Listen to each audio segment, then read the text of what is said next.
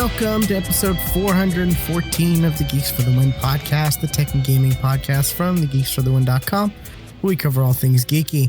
I'm your host, Wayne McDonald, and I'm joined with my co-host, Stuart. Known across the internet as Casual Terror. We got another movie TV episode this week. Yes. And got a lot to talk about. So I guess, Stuart, what's something you've watched? Let's go ahead and talk about the whoops. Wrong button. I was about to say, wait, what? Let's go dark for a second. Nope. Let's just go ahead and just talk about WandaVision. Just right up front. Penultimate episode. Penultimate episode. Just released. Yeah. We got season finales. I was sad there was no commercial in that episode. Well, it was not. That one was not based off a sitcom. That's true, but I still like those commercials. They're so great. The one thing that I noticed that I don't think I've seen anywhere is they skipped a decade. You catch that? They skipped the 2010s. They skipped the 90s. No, they did 90s with Malcolm in the Middle. No, Malcolm in the Middle 2000. Malcolm in the Middle came out 2000. The thing is, we've seen it was in the trailer, the 90s, because it was supposed to be a Roseanne one.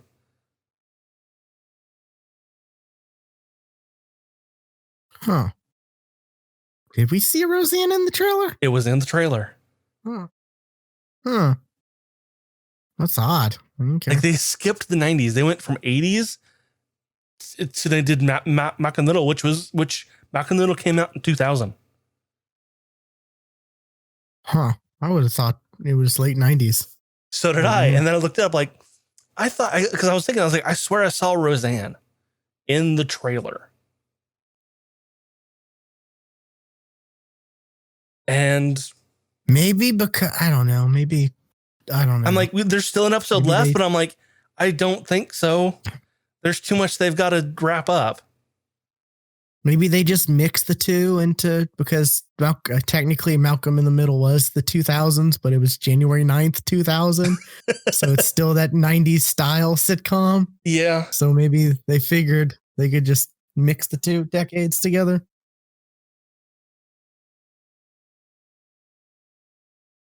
But,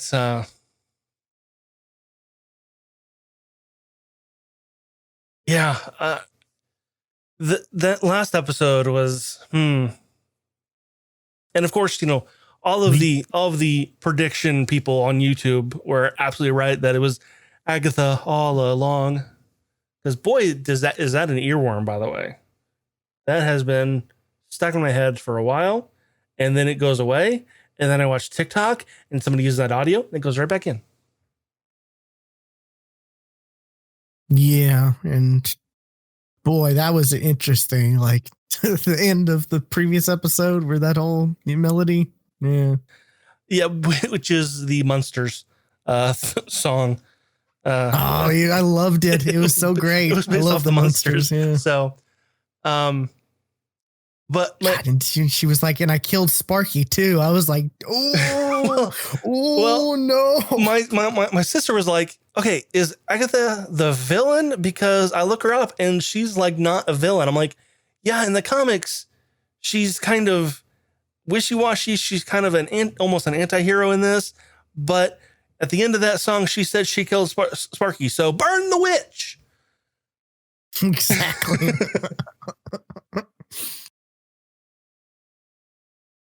Exactly. But she has a relationship with Mephisto, though, right? Well, in the comics, she was the one to convince Wanda to create kids using parts of Mephisto. Yeah.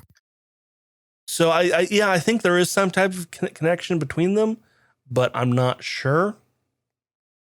Oh, and I saw someone. Oh, what was it? I watched Kind of Funny's reaction, and Greg Miller mentioned he saw a TikTok where someone said that book we saw, that ominous book, The Darkhold, in Doctor Strange, there was a missing book. Yes, I have also seen somebody point that out. There was a missing book. And if that's the case, and it was glowing. Brilliant. It was glowing that same orange, yellowish that the mystics there use, because everybody kind of has like their own color. Because like Agatha's is purple, Wanda's is red, and then the mystics are that yellowy orange. Actually, Dormammu had purple as well. So I guess it's kind of, you kind of draw your power from the dark dimension. It's purple. So now at the end, she says like, you are the you're in chaos magic, all this and that, like just affirming what we know as comic fans, you know. And she's like, you are the Scarlet Witch. You think the Scarlet Witch is like a moniker, like, or you think it's like Sorcerer Supreme in this universe? I think it's a prophesized person. I think she. You think there's always like a Scarlet Witch though? Like there's always a Sorcerer Supreme? Well, Scarlet Witch in the comics, she's known as a Nexus, which Nexus was one of the commercials. Yeah. So, which I think Vision is also considered a Nexus. I did some research on that. I don't know. I don't know who was all in a Nexus. I only know that Wanda is. Nexus is like when there's only one of you in the whole entire multiverse, right? Well, I kind of thought it was you're the same in every single multiverse. Like you're like the same person. Yeah, I'm looking this up just to Nexus being Marvel Nexus.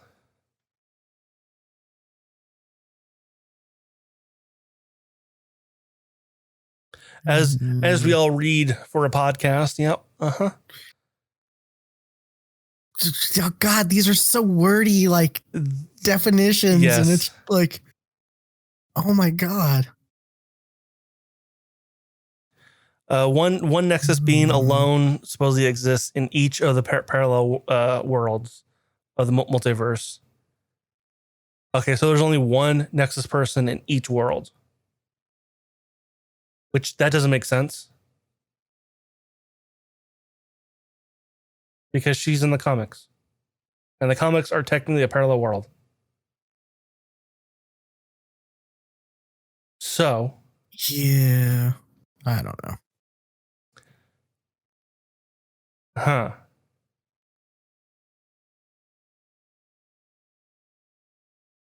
Yeah, I don't know. It'll be interesting. Like, when does the MCU become like the main Marvel universe? You know, when does that be considered the main Marvel universe? You know, just because there's way more people who are familiar with the MCU than 616. Right. Know? Which the MCU is like, it's a really long number, by the way. It's like 19 million? No, 19,999,999. I want to say.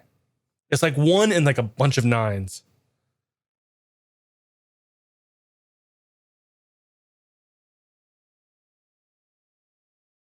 Yeah. But I don't know. I don't, and I'm super curious about Pietro and like who he is. That kind of like it doesn't 100% take away the possibility of him being no X-Men universe. At the same time, it makes you wonder where he came from, though. Like who brought him? Because I have a feeling it was not Agatha. Because it kind of seemed like Wanda is way more powerful than Agatha is, because she can create stuff. While Agatha can only manipulate. But is she powerful enough to bring somebody to actually travel the multiverse? Is she, Can she do that? I don't know if she's powerful enough to do that in the MCU, or did she have help with somebody? And was that somebody Mephisto or Nightmare?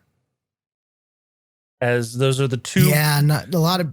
Those are the two that people keep bringing up, is Mephisto or Nightmare, because Nightmare is rumored to be Doctor Strange. In Doctor Strange. It's confirmed.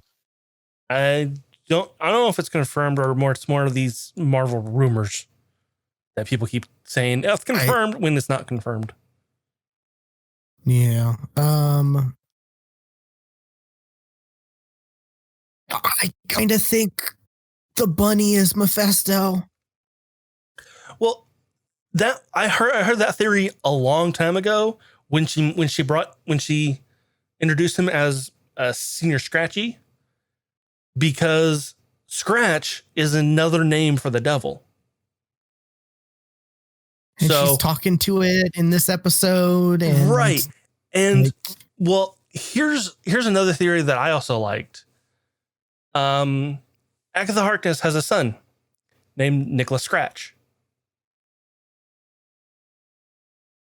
Oh, Scratchy? I don't know. Maybe. Yeah.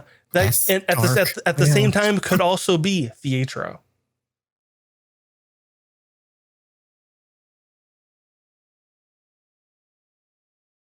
But I don't know, because last episode kind of nixed that idea. Because there was the rumors that Pietro was so. Yeah, that was also that was also one of the other rumors, was that he was Mephisto, and maybe I don't know. That's why I'm thinking, if there is an overarching villain that people keep saying, because we don't know if there actually is. We won't know that till next week. And it was Agatha all along. She was the overarching villain. Yeah. We don't know this. I mean, she kind of talks about how she isn't, like how she like, we saw Wanda started this on her own, and Agatha kind of sensed this thing, and really decided to. The end of episode 7 pointed her out to be a villain. Now with the Agatha all along thing, pointed out to be she was a villain, but how she acted in the last episode, it was more of a curiosity. But at the same time, she was also she's a villain, but I don't think she's holding the children's villain by the throats at the end of the episode too. So there was also that.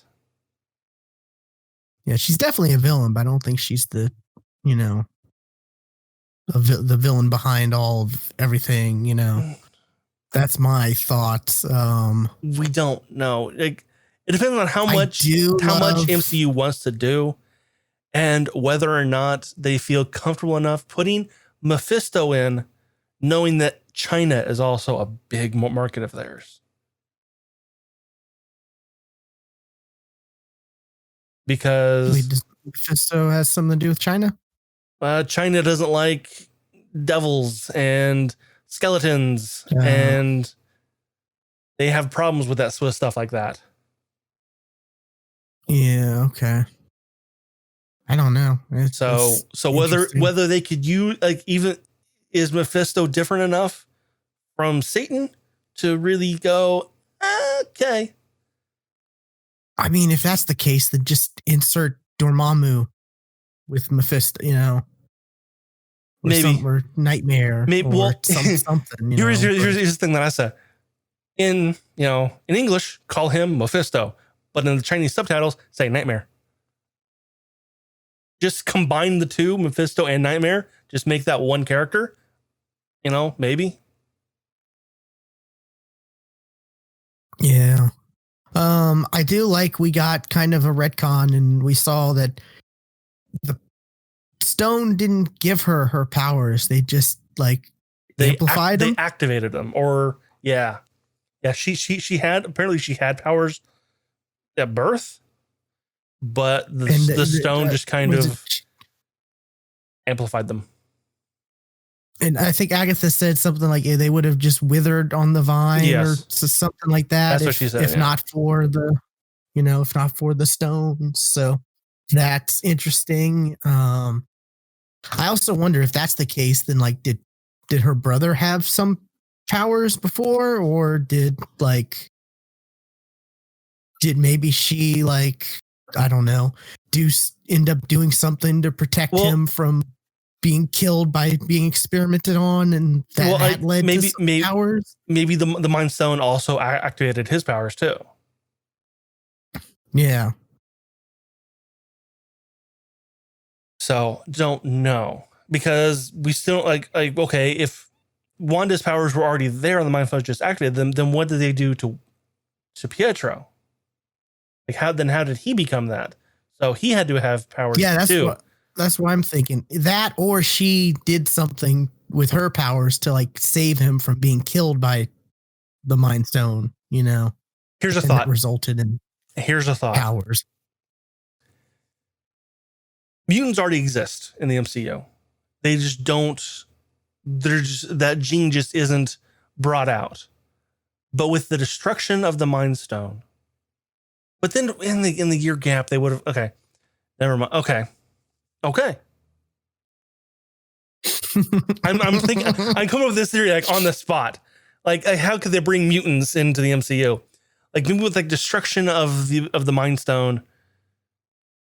It sends out this energy wave that activates people's mutant powers. But then, yes, there was the 5-year snap. So, and there was no mutants in that. There's also her hex. Her hex. Yes, and that's DNA. Let there be mutants, kind of yeah.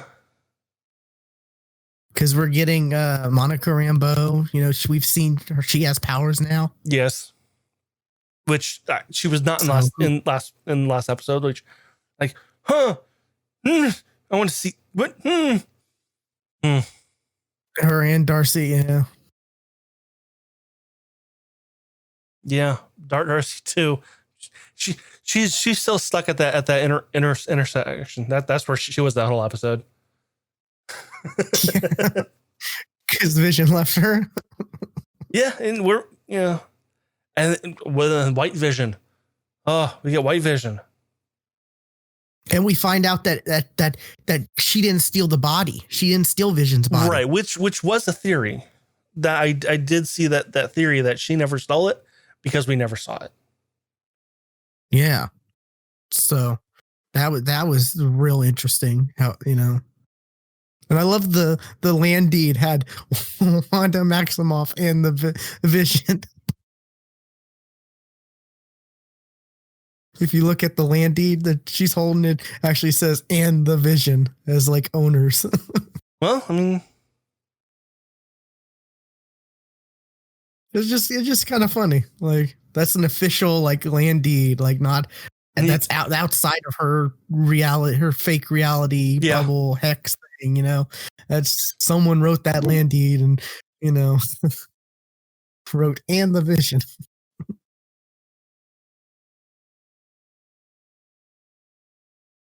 Yeah, we got a lot of answers, but there's still a lot of questions. Here's what I think is definitely going to happen at the end for next week's episode. Fake Vision and White Vision are going to fight and kill each other. That's going to happen. Oh, yeah, yeah. Because here's also another thing, with Doctor Strange 2. Because Wanda's going to be in Doctor Strange 2, she's got to be in the same state that we kind of left her at the end of in Endgame, because there are going to be people who will not watch the TV series. So you can't tell too much story outside of just the movies. You got to have something. So she's got to still be in mourning over Vision. Only this time it's going to be brought up, kind of redone because of Vision's going to die again. Yeah. Now she's going to be in Doctor Strange 2, Multiverse of Madness, but like we don't know if it's just going to be like a small bit, you know? True. Like how Doctor Strange was in Thor Ragnarok. Sure. Yeah. You know, it could just be a small opening thing where, you know, he handles it or does something at the beginning and then, you know, Yeah, we don't necessarily know that she's going to be the whole thing. So that's true. Yeah, I think either the Visions kill each other or she like, I don't know, transform or she combines them into one, you know, puts his personality into the actual physical body of the Vision, and then he is like, I got to take some time to myself, and then, you know, goes off away from her. You know? And that's why that's why Paul Bettany is not in Doctor Strange 2, because he is not on that cast list. I kind of hope it's the second one, because I hate to see Paul Bettany go away, because he's been amazing. Yeah, like he's just been he has been in MCU the longest now. Yeah, because he was in that's true Iron Man 1, which uses your voice, but still, he's been in the MCU the longest. Yeah, this show is great because we've gotten to really see the acting chops of. I mean, we knew Paul Bettany was good, but we've gotten to see Elizabeth Olsen and see how great she is. Which, like, I have to ask, is the reason she keeps losing the accent and bringing it back, is that because she forgot to do the accent in previous movies, or is this all done on purpose? I kind of think it's all done on purpose, because like in the Heck, she's trying to be this. Yeah, in this series, yeah, I'm talking about previous movies. Oh, because like, that accent goes in and out in previous movies. Oh yeah. I think it's more or less she's trying to, you know, she's trying to acclimate to, you know, her surroundings. And I mean, story wise, yes. I'm talking about in real life. Did Elizabeth Olsen with the accent? I don't know. Like that's what I'm thinking. Like, you would have thought some of the directors would have caught that with, you know, a lot of the details. Things get missed. Things get overlooked. Yeah. I mean, I would find it funny if it was, you know, not done on purpose, but in WandaVision they retconned it to make it on purpose. Yeah, and we do. Really and truly, we don't see her that much for it to really be a major thing, you know. True. Until now. So, true. But yeah, it's great. I'm loving the show. Like, it's Marvel. Like I keep saying, Marvel, they just keep changing the rules for entertainment. Like, you know, from the start of Iron Man to the Avengers to all the shared, you know, all the other shared stuff to, you know, just it's crazy. It's crazy that, you know, what they've done and what they continue to keep doing. And I've said I don't think Falcon and Winter Soldier will be all that crazy. I think there will be maybe some cameos. That'll be the craziest thing we see is some cameos we weren't expecting, but I have high expectations for Loki after we've seen WandaVision do crazy stuff. Like, oh yeah, absolutely. There was an interview that Paul Bettany did, where he said that I know what you mean. There is a character there is an actor that I wanted to work with for a long time. I've admired them since I was a kid. They're a genius. He's going to act next to himself. Exactly. Like, that's wonderful. I love that. I love that. That is fantastic. Yeah. So it's gonna be good. Last episode is next week, and like I said, the following week is gonna be like a making of like documentary thing, which is I'm all for. Yes. It gives us something to watch in between. WandaVision ending and then Falcon Winter Soldier beginning. Yeah. And I'm one of those geeks who love like the deleted scenes and the commentaries and behind the scenes stuff. I didn't watch all of the one they did for Mandalorian. I only watched a couple of episodes of it. I didn't watch all of the episodes. And I don't think they did one for season 2, did they? I don't know. I'm looking it up. That's the great thing with Disney Plus is they have like special features and stuff like that on, for all the movies and stuff on the service. And now we're seeing stuff like that with the shows.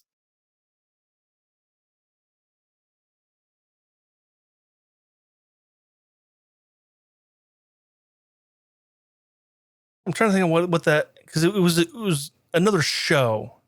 It was considered another show. I can't remember what the name of it was.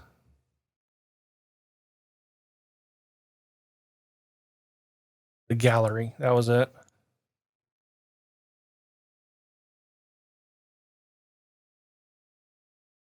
Okay, they only did like one. It was like the making of season 2, and it was like an hour long. Okay. Yeah. Yeah, I'm so curious on watching a making of for WandaVision though, because it's such a different type of show, And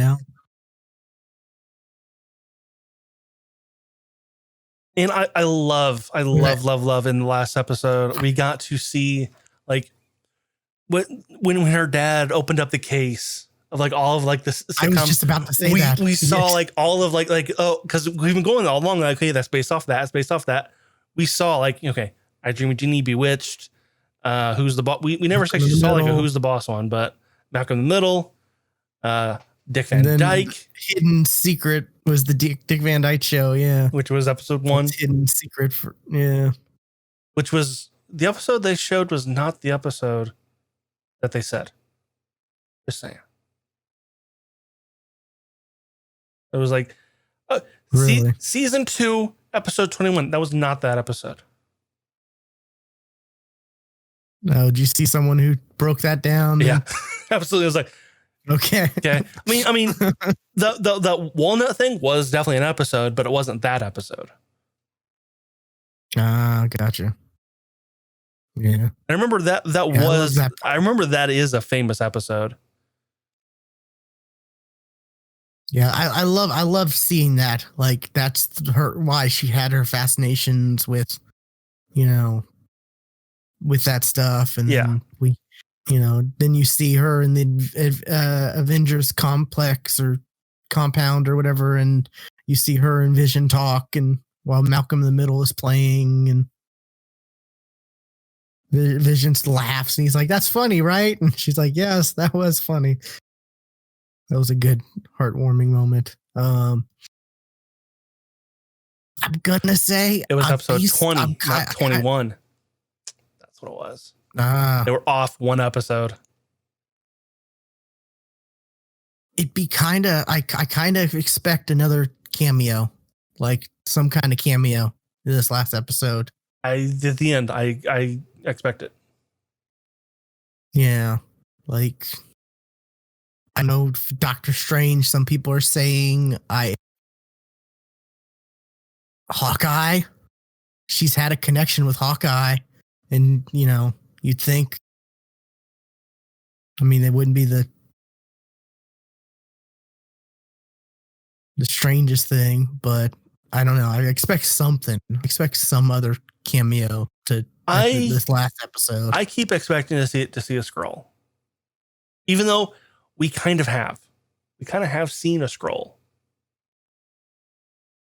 This was a breakdown because there was no way I would have caught this.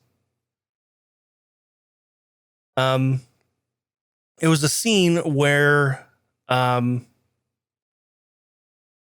the sword director was saying something about attacking the hex right before it expanded, and there was an agent next to her who gave him a side eye, and the side eye looked weird.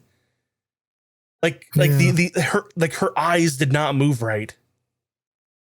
And there was a widescreen shot that I think that she wasn't there. There was something weird with I heard with a widescreen shot afterwards where it looked different or something. The kind of funny guys were talking about, and they were like wondering whether or not there was like some weird CG to it or if it had anything to do story wise but yeah, they definitely noticed there was something off with that agent. Yeah, she gave him a side eye, and it did not look right. Her eyes moved weird. Yeah, it was in episode 7. Yeah, they were wondering whether or not she was CGI'd into that scene to replace someone else, or if but yeah, they said it looked weird and didn't look right.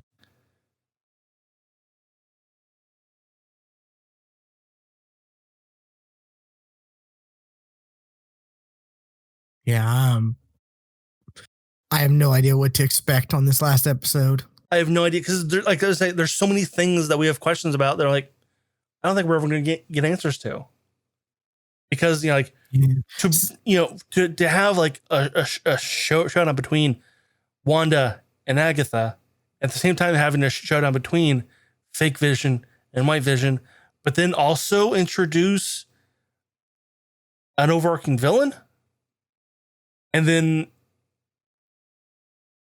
do something with him or her. Like, there's so much that has to happen in that last episode. We still don't know if there is going to be an overarching villain, though, technically. Yeah. And then there's, we've got to, wrap up, what's going on with Monica Rambeau and Darcy and them.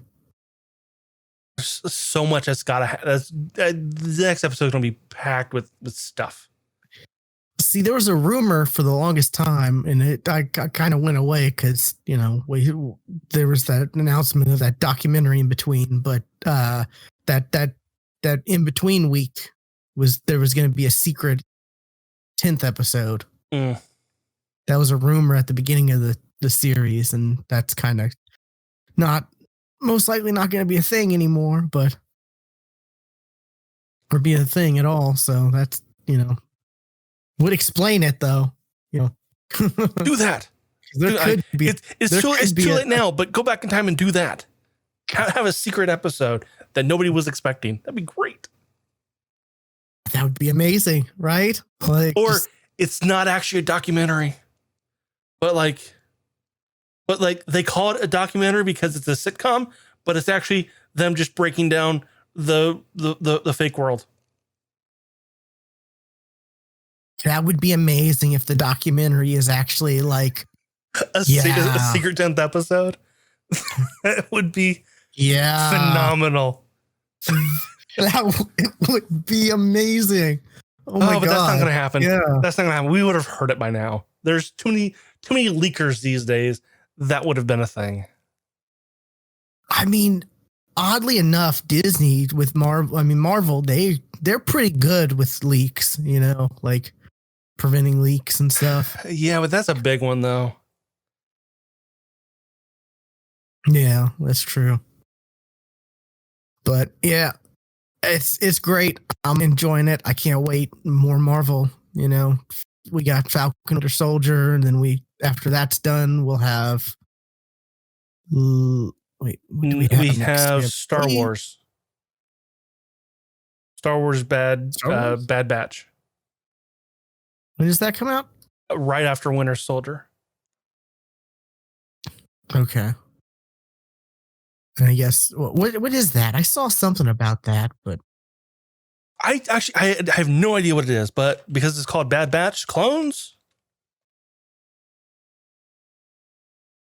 Members of a unique squad of clones find their way in a changing galaxy in the aftermath of the Clone War. Okay.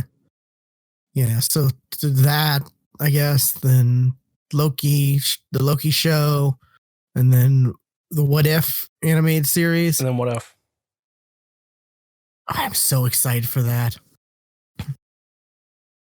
And we got we talked about this off show, but the Spider-Man got a title, No Way Home, No Way Home. and a release date, December.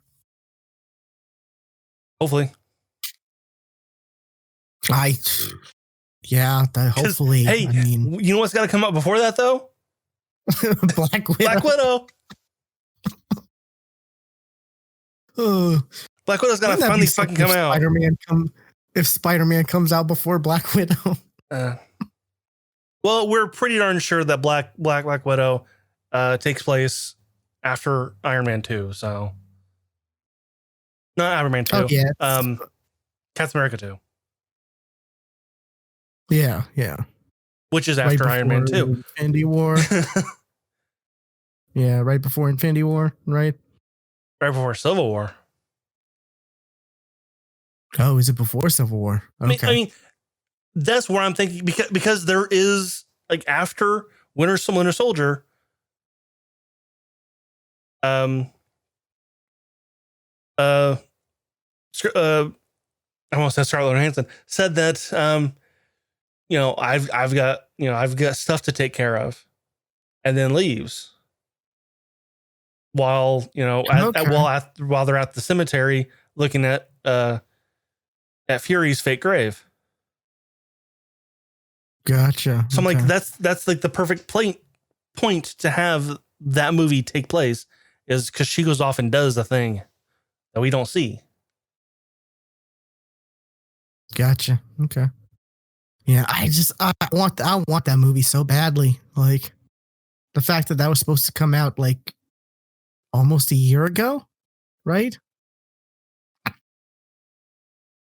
It was supposed to be May of last year, I think.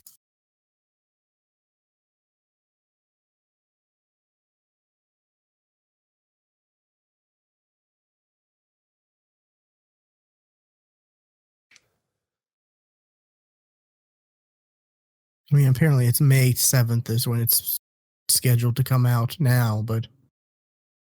And we don't know whether it's going to be on digital day one. It probably won't. Because they're trying to fight that. So we've got that. Then the Shang-Chi movie is scheduled for July 9th.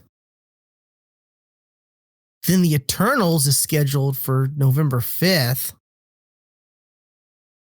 And then Spider-Man scheduled for December.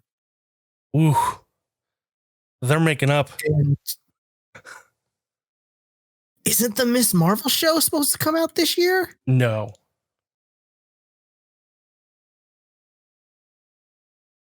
$2021. It could be, if there aren't any delays, it's saying.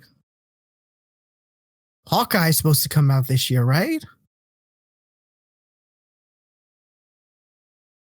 I don't know. We got a lot of Marvel this year, though, like to make up for last year. Yeah. And I am okay with that. Google still says 2021. Yeah. Last year was rough. But like unless like a lot of these are like in the process of filming or have been filmed. Well, we know the Hawkeye show is already been filmed. And we know, well, we also know that Black Widow's been done. Been done, yeah. For a while, yeah. So I don't know. I'm excited. Seems like for the most part we're gonna have like nonstop Marvel. So that's great. Cool.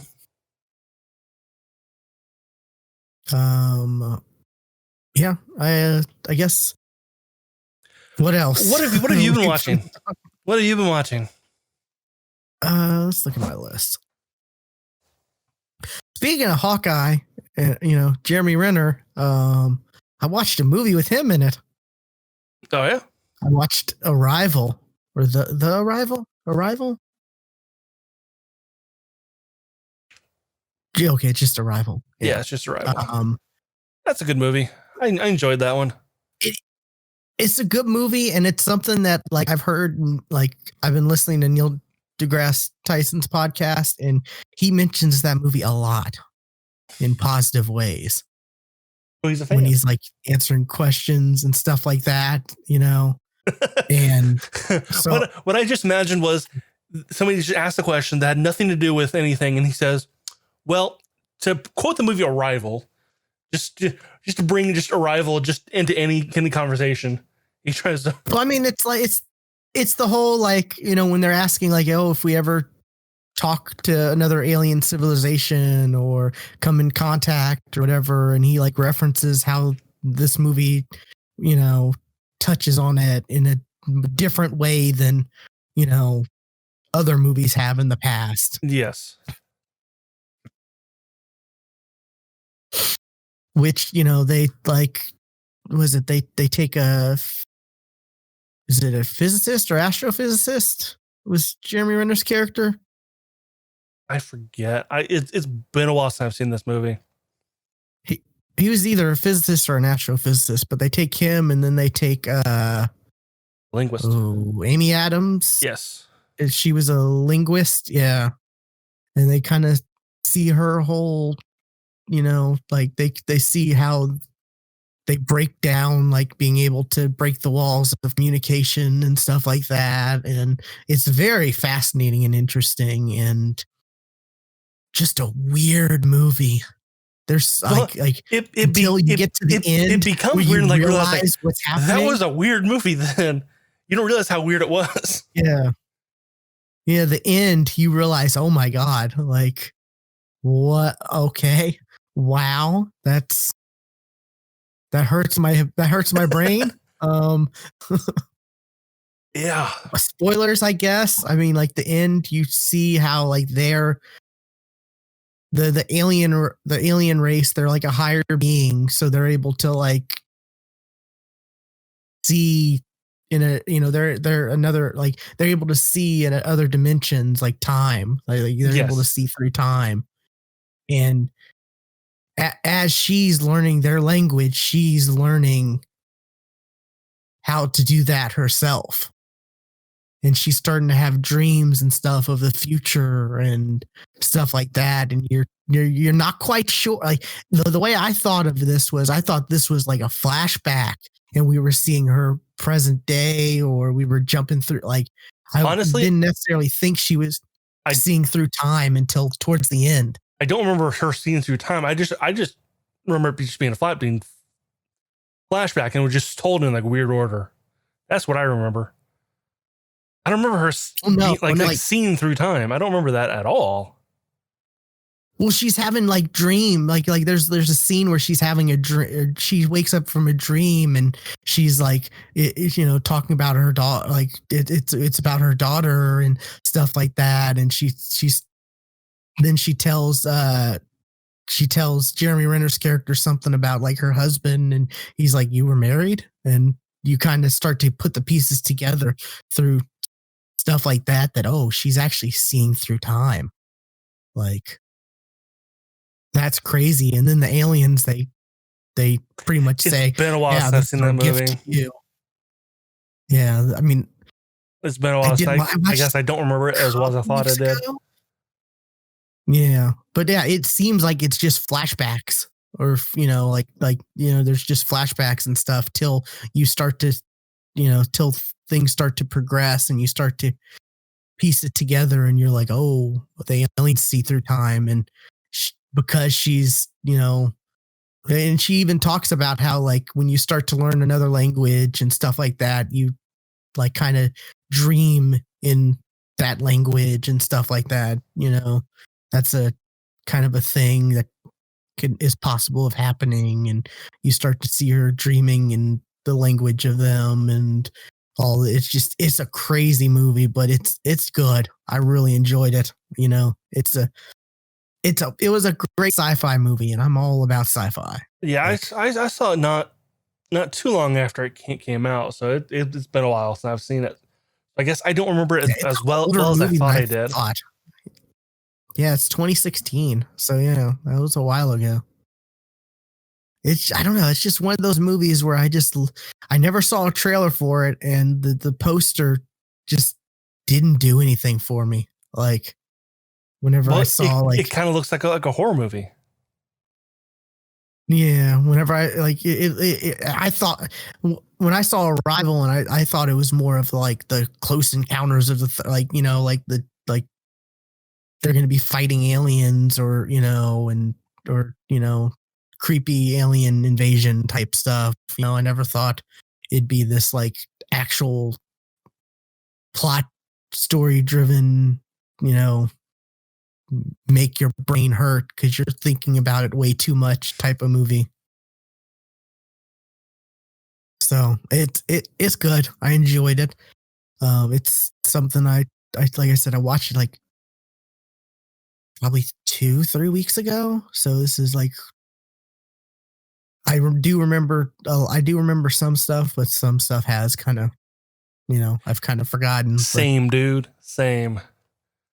yeah, for even like 2-3 years at least. It's been So about 4 years, yeah. yeah, but it's good. I would highly recommend. I'm not a huge Amy Adams fan, but she was all right in this. Like, Yes. I don't dislike Amy Adams, but I wouldn't call myself a fan of hers. I get that. I get that. Yeah. So yeah, definitely. So that's something from me. What's another from you? Well, in my ongoing trend of me just watching a series, like a bunch of movies in a series, I watched all of the Star Trek movies. Oh, geez. I watched them all. And of course I've seen them all All of them. many times. But there's one that I'd maybe seen a couple times. And it was years ago. And that was the first one. Star Trek the Motion Picture. Or as some people call it, Star Trek the Motionless Picture. Because you watch this movie and think like, okay, this came out after the series. This was, the continuation. Years after, right? A couple years. It was in the early 70s, definitely. But you watch this movie and think like, how did they make more movies after this one? This movie was fucking terrible. And I remember not liking it as a kid. I now remember why. Because it's awful. It's a bad movie. It came out 1979 and the show ended in 69. So Oh, so about 10 years after. Okay, I thought it was closer, but I guess not. Makes sense. Kind of. Well, Kirk was an admiral in this one, so that makes kind of sense. And it's like, okay, you went from this to Wrath of Khan, which is an amazing movie. Like that's just okay. I'm happy that movies and series continue to be made, but like the fact that Wasn't Star Trek the Motionless Picture was just awful.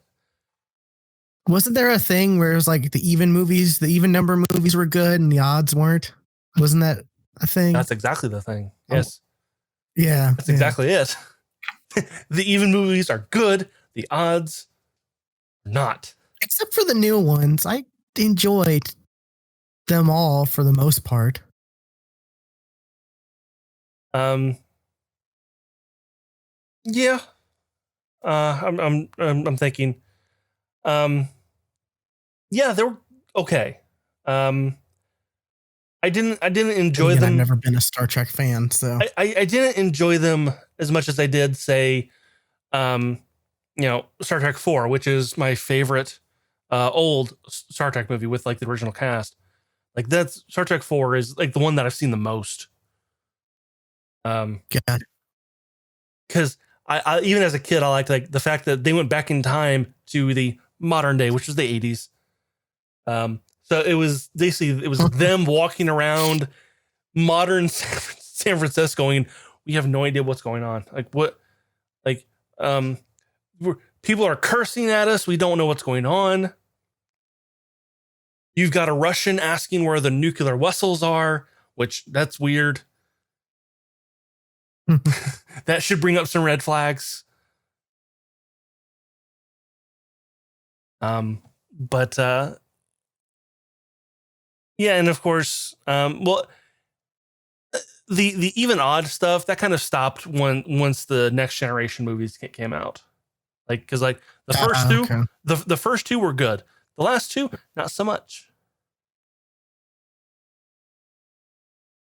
And in fact, the very last Next Generation movie, Star Trek Nemesis, almost ended. Why do names escape my head the second I'm about to say them? Tom Hardy. It almost ended his career before it really even started. Because that movie was so poorly received. Like he almost ended up quitting acting because of that movie. Tom Hardy's been around a lot longer than I feels like that I thought, you know, because I remember hearing someone mention that he was in that movie like not too long ago, and I'm like, wow, he's been around, like, wow. Yeah, and How old is Tom Hardy? he was kind of young in that movie too. He wasn't as buff as he is now. He was kind of a skinny dude. Yeah. He's just someone like, I don't know if he's older or younger than I think he should be. You know, it's one of those weird things. He just like, he's like a chameleon. Like, but going back to that, how bad that first movie was, there was a straight up like 5-minute just panning, slow moving, like trip from like a space dock to the ship.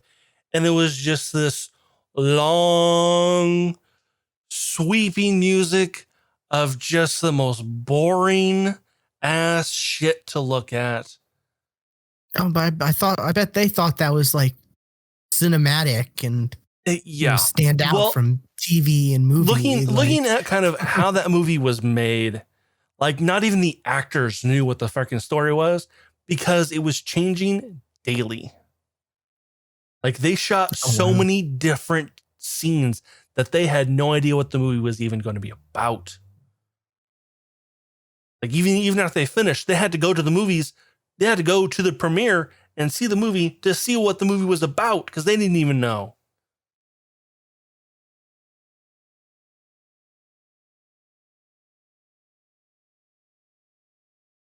But yeah, those movies are good. There was one, I think it was Into Darkness, and it was the first two J.J. Abrams Star Trek ones. They're not on CBS All Access. Really? Yeah, I had to rent them. The only one that was there was Star Trek Beyond. That was the only one. I think I own the first one on Blu-ray. You know, I probably do too, but I rarely look behind me at the movies I have and go, I'm just gonna rent it. Like, oh, and they go, oh wait, no, I own this movie. Oh, oops. Yeah, I might have it on digital too. I don't know. It depends on if there was a code with it or not, but no. Spotify, no, I don't want you to play. There we go. Yeah, that's weird. You'd think they'd all be on there, right? Right. Because that's their big selling point for CBS All Access is Star Trek. You know? When is that going to get rebranded? Because that's supposed to be like turned into Paramount Plus, right? Oh, right. I did. to copy Disney Plus. I don't know. I did even see something that said Paramount Plus when I was looking something up a minute ago. March 4th. Yeah, there's a lot of March 4th. Paramount Plus news. Yeah. So there's a lot of next news Thursday is the answer to that question. Next Thursday. Okay, interesting.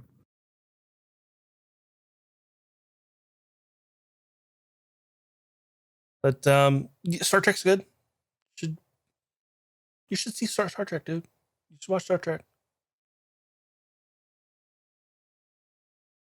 If anything, okay. I think the movies are kind of contained enough to be you don't have to really know the series, because I never really cared for the original series, but I like Star Trek 2, 4, and 6. Do not watch episode, or I keep calling them episodes. Don't watch Star Trek 1, and do not watch 5. Those are the 2 worst Star Trek movies ever made. Yeah, there's rumors that came out like this past week or the past couple weeks of the new ones of the 4th one. Actually, it actually is going to happen now. Oh, really? Okay.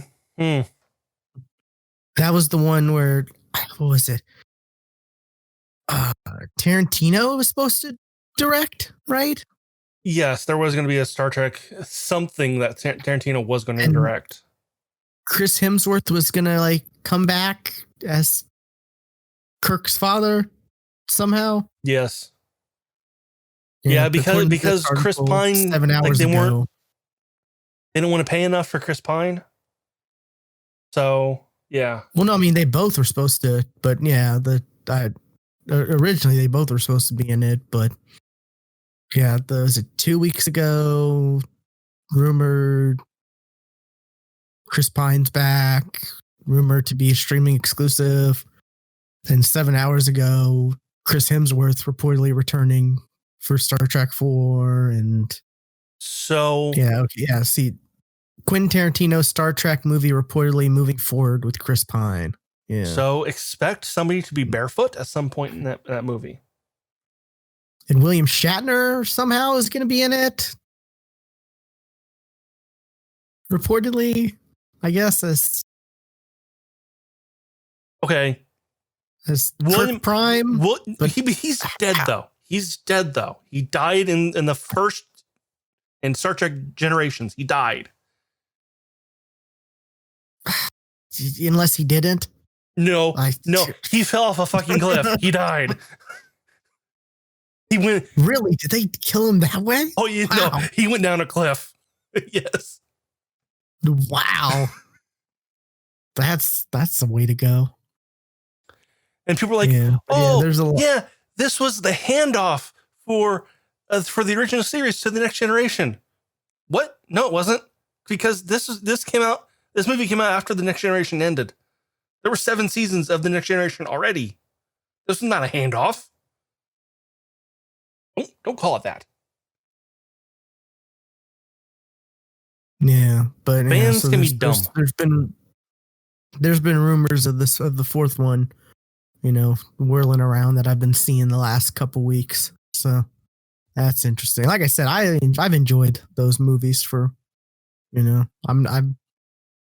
those were really my only Star Trek. Those were my first introduction to Star Trek. So I think just watching the movies, I think you're fine, actually. If you don't want to watch an entire series of Star Trek, just watching the movies to get, at least somewhat familiar with the universe, it's fine.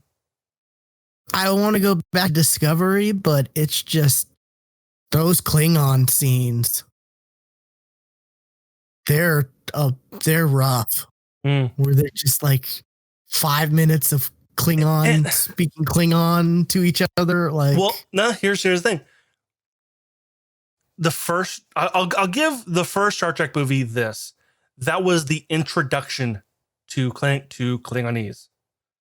That was the very first time we ever heard Oh, really? Klingon was that first movie. And that was also the first time we ever saw the forehead rigid Klingons. That was the first time we ever saw them. Because before, they were just people with tans and really funky eyebrows.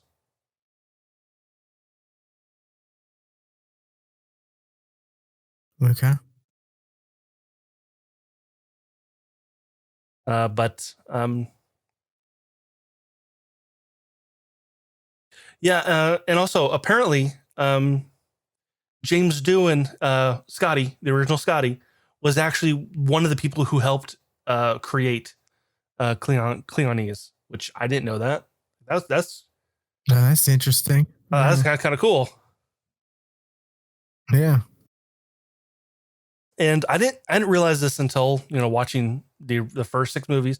But there's Klingons in every single movie, whether they play a part in it or not. But there's definitely Klingons in it. Like in the first movie and the fourth movie, they're just like, we're gonna show up at the beginning and die in an explosion, but we're in it. At least that was in the first movie. In the fourth one, it was, I'm going to be in a courtroom yelling at the Federation, and that's all he's in it. But there's Klingons in all 6 original movies. Huh. Okay. But what else have you been watching? I told you that I decided to make a list that I'm going to have you pick something from. Except for this first one, I picked the first one, and it's like a shameless, like a like a. I should make one too. I should have watched. You said this when I told you. Yeah. It's like movies that I feel like I should have watched, but I've never either I've never gotten around to watching them, or I've been hesitant to watch. It's not necessarily movies that I have refused to watch.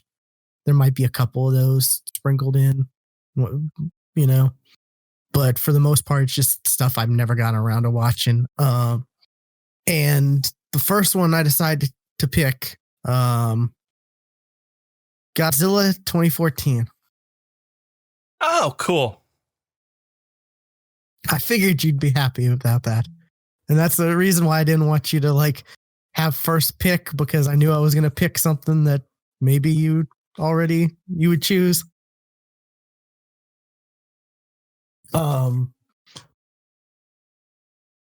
Boy, it weird seeing Quicksilver and Scarlet Witch. About that.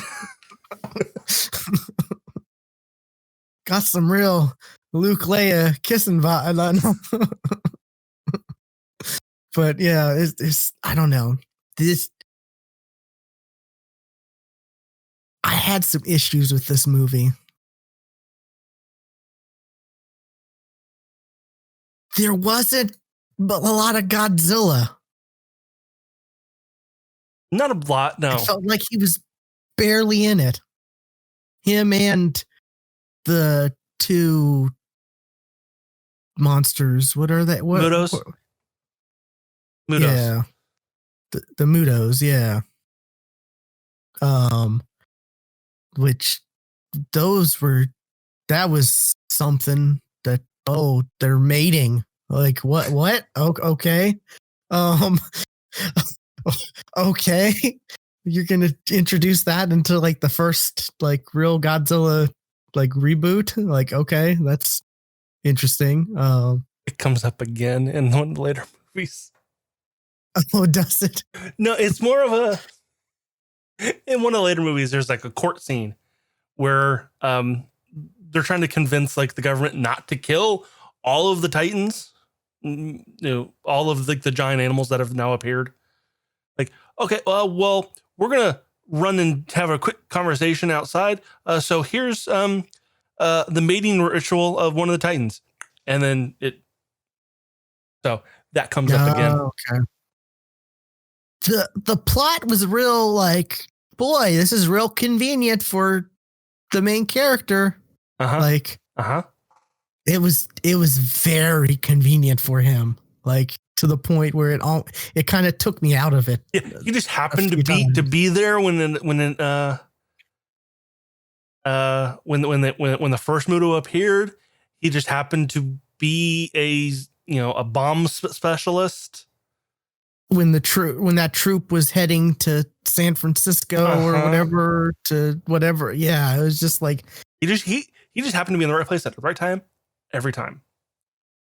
Yeah, every time. That's the thing. Yeah. So yeah, Bryan Cranston, I liked him in it. He was, I like Bryan little Cranston. He was in it. Period. Though, yeah, and that's something I heard from when this movie came out that he was barely in it. And he got killed off. That was something that was spoiled for me. But he was good. Call that a spoiler. But he was good. He was good. Yeah. It was nice seeing him. Seeing his character wasn't crazy and he was justified in his actions. Mm-hmm. The whole cover up conspiracy stuff. Yeah, just I don't know. It was just very, very weird. And you would see the flashes to Elizabeth Olsen's character, and it's just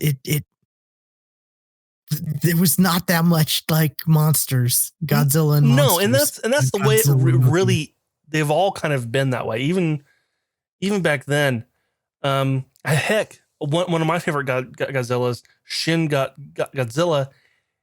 It's not really even about the monster attack. It's about bureaucracy, and how, what the bureaucracy of evacuating a city and what that really entails. It has not anything to do with a monster attack. It's it's not even really about the monster. Yeah, and I get that, and I understand that. Some of my favorite movies, the Romero zombie movies, Romero said himself, my movies aren't about the zombies. Mm-hmm.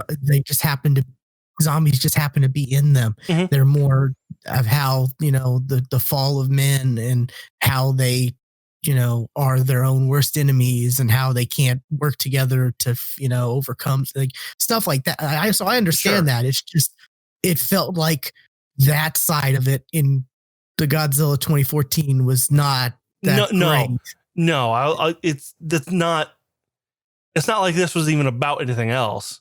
This was just, I get what you're saying. It felt like generic action movie. I've got to get home to my family, and Godzilla just happened to be in it. Be in the way. Yeah. Yeah. So I get that. That's where I'm coming from. Yeah. I understand that. And the next, and the movie after that, Godzilla King of the Monsters. Yeah. I feel like that one's definitely got more of a story to it. Than this one. This one of, which just happened to be a story of being in the right place at the right time. Kind of a thing. And then there's also Kong Skull Island as well, which takes place in the 70s at the end of the Vietnam War. Yeah, I will say the best part was when he held open the mouth and did the fire breathing. That was cool. Down the throat. Yeah.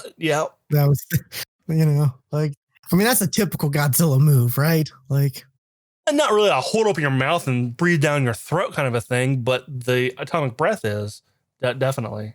Yeah. So, yeah, that was definitely okay. I got at least they did that. That was badass. Yeah. Okay. I'm good. And then it was I don't know. Like I said I'm all for because they can't have Godzilla 24/7 in the movie because the budget would be sure the most expensive movie ever. Unless you want to do a dude in a suit. Yeah, it's just that you gotta make the parts that aren't Godzilla, you got to make that good. Like, and like I said, it just felt like generic. I got to get to my family action movie, you know? Yeah. I mean, I'm not saying like the Godzilla movies are like the greatest storytelling movies of all time, but they're fun popcorn movies. Just going, fuck yeah, Godzilla, you breathe down that monster's throat. Yeah. You're just munching on popcorn. Yeah. Like that's what those movies are for. And then the last time I showed you that clip of Godzilla going Super Saiyan. Like that's the kind of moments I watch these movies for. So yeah, I think that's the link to my list. I think I'm going to be adding stuff. That's just what I got so far. I have requested access. Oh, I thought it's supposed to be anyone with a link. Let's see.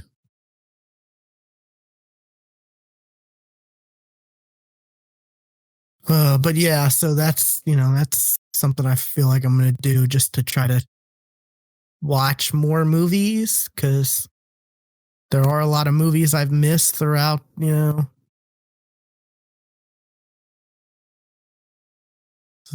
throughout the years. Anyone with a link can view, should be able to. Yeah. I don't see a. Okay, there we go. I see it now. Okay. Yeah, and stuff I have on here is like The Martian, Interstellar, Bloodshot, there's Mad Max Fury Road. Yeah, I agree with like a lot of these movies. There's John Wick. There's actually a movie on here that I forgot to mention last time we did a movies and TV podcast that I watched. Snowden. I watched that like a month ago. Okay. So I'm like, oh, okay, yeah. I forgot to watch. I watched it again. So, yeah, just do that one next. Okay, I'll do that then, and I'll hold off me talking about it because I forgot last time that I watched that. Yeah, there's just a lot of movies that like I know are good and people have said they're good, but I just for whatever reason never got around to watching them. Yeah, then there's some of these that I've not seen either. The Martian I've also not seen. Creed 2 I've not seen it, but then again I don't like Rocky, so I don't really care. Blasphemous. But yeah. I saw Rocky and I thought it was a bad movie, so it was actually bad. Yeah, there's a lot of stuff that I've like. It's actually some movies I own and I haven't even watched, and it's kind of like that's bad. Like I own Pacific Rim, but I haven't yet to watch it. I know what you mean. There's a I can't think of what the name of it is now. There's a Jack Black movie. It's like The Clock in the Walls or something like that. Oh yeah, like I own that movie, but I've not seen it. Really? Yeah, I own it, but I haven't seen it. I got it for Christmas, so that's why I've never seen it. Okay, okay, that makes sense. That makes sense. I'm like, you bought that? Like, nope, I got it for Christmas, but again, I've never seen it. Gotcha, and it's actually funny because Thanksgiving around that time, my sister made a similar list of shame movies she's never seen. Yeah, it's like like pile of shame for gaming, but like this is a lot easier to get through than. Yeah, I agree. I can watch a 2-hour movie versus playing a 60-hour game. Yes, a lot easier. So. Yes. Like I said, I plan on adding stuff to this and just like. Yeah, I should make one as well. It And could also and sort of going back and to our I recommend, where we would recommend in sure. And some of these, are movies I have also not seen. Yeah. I've never seen Blade Runner 2049 because I didn't care for the first Blade Runner, actually. I see. I've never seen the first Blade Runner. And I know that's kind of blasphemous, but it just got to a point where by the time I realized, people love it and it's so great, I'm like, oh, this can't live up to the expectations, right? Like, Doesn't. At least in my opinion, it sure doesn't. yeah. People say the 2049 was great. I've heard good things about that. So yeah, but I've not heard that it was good from anybody who didn't like the first one. So there's that. yeah. Yeah, so yeah, that's gonna be a thing I do. So, and yeah, Godzilla 2014 was the first one. So I I figured I'd choose one that you would like me to watch. Yeah. Especially since you were talking about Godzilla a because I lot recently watched it. Yeah. Yeah. So I watched my first Godzilla movie. I'm glad. I probably watched some of the was it the Matthew Broderick one when I was a kid, but I just don't remember that one. That one's okay. That one, Yeah. a lot of Godzilla fans don't call that one a Godzilla movie. That was a Zilla movie. See, the thing I remember the most from that was the Taco Bell commercials. Sure. We had the little chihuahua going, here, lizard, lizard, lizard. And what a lot of people had with that one was it was in New York, which made no sense. Because how did Godzilla get to New York from Tokyo or from Japan? I mean, vacation. He traveled. How did he get there? And nobody saw him. I mean, nobody saw him. That's the thing. Yeah. Like there's a way to get there through the ocean, but like, yeah. Hollow Earth. That's how. That's actually a thing in the Godzilla movies. Oh, don't the Nazis live in Hollow Earth? That's a different movie. That's a different movie. Isn't that where no. That's a different movie. That's a conspiracy. Like that's a real conspiracy. Yes. Like. So yeah. Okay. What else do you got? The last thing that I have that's not anime, because the rest of mine are all anime, is a movie you'll probably add to your list in a second. Oh yeah, ready. Soul. Oh yeah, I kept telling you I was meaning to watch this. Like I think I've told you this for like weeks in a row. I like, know, and I was like, he's probably watched it by now. Right. So we'll have a conversation about it. So I watched Soul today, actually. Oh, okay. I liked it. It was good. The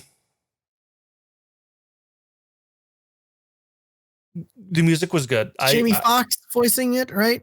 Was it? Because I sure did not recognize the voices. I didn't look at the cast because I didn't recognize the voices at all. It was somebody. Yeah, Jamie Foxx and Tina Fey are the two. Sure didn't recognize their voices, or Graham Norton didn't recognize his voice neither. Yeah, Graham Norton. That's a surprise to see, especially the character he played.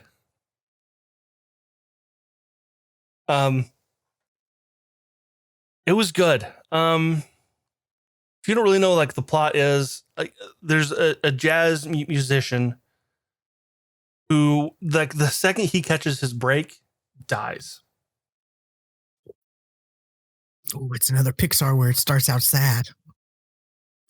He dies in a funny way, though. He dies in a very cartoon way. Like, oh, haha. Oh, wait, no, in real life, that kills people. Oh, yeah.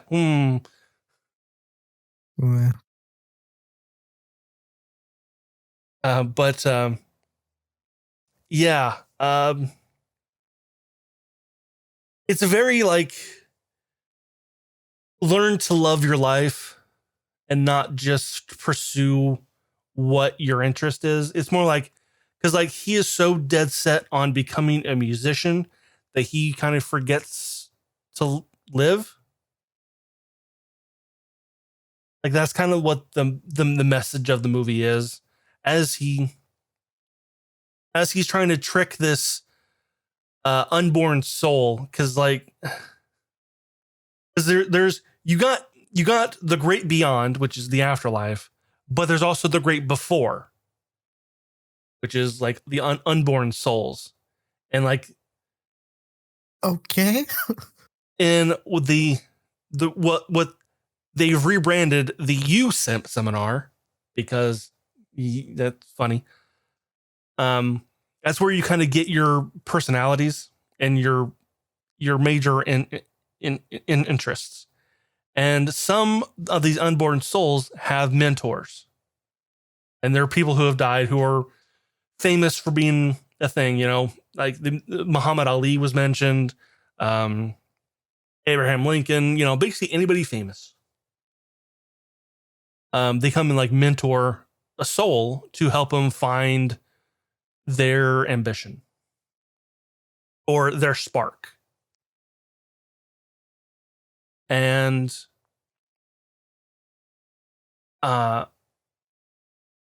Joe kind of accidentally becomes a mentor to this unborn soul who doesn't want to live. Like he doesn't want to, or she, it's a she. There's not really a gender, but they later in the movie referred to her as she, and I guess it's Tina Fey, so I guess it is a she. Who and she doesn't want to be born. She has no. She doesn't want to go to Earth. She doesn't see the point. She doesn't see, you know, the point to being alive. So she wants to stay there. And as soon as like you fill out this badge of ambitions, kind of like a Boy Scout kind of a thing, it becomes an Earth Pass. And what their plan is as soon as they fill out her Earth Pass, she's going to give it to Joe, and he's going to go back to being alive because he just had his major break. Oh, huh. So that's kind of the plot of the movie, and it's good.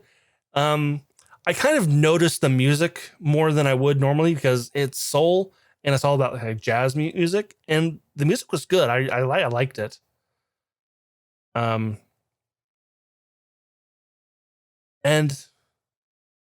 yeah, it's definitely one of those like, oh, I finished watching this movie, and then you look around.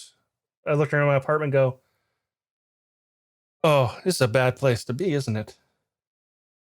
It's a mess. Should really just do something about that, huh?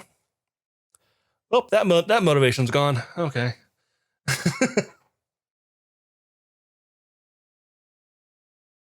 But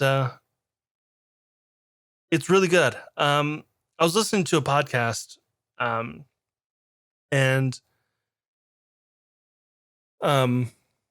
one of the people on it was this woman who watched it with her like 4-year-old kid, who's and like her dad passed away like a year or two ago, and that kid did not take it well.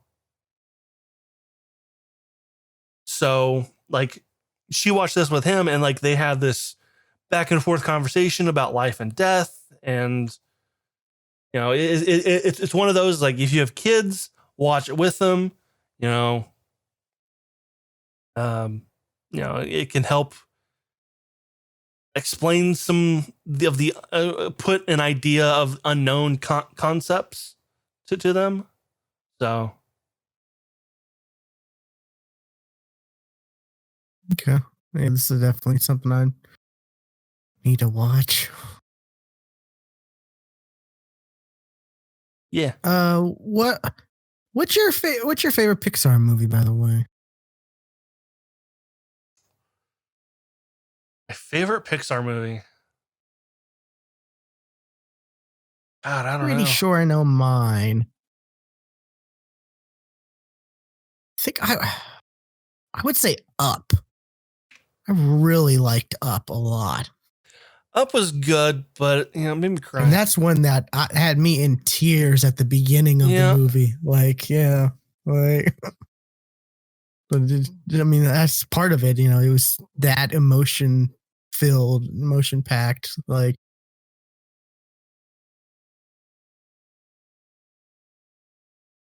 we're just kind of looking at lists of Pixar movies.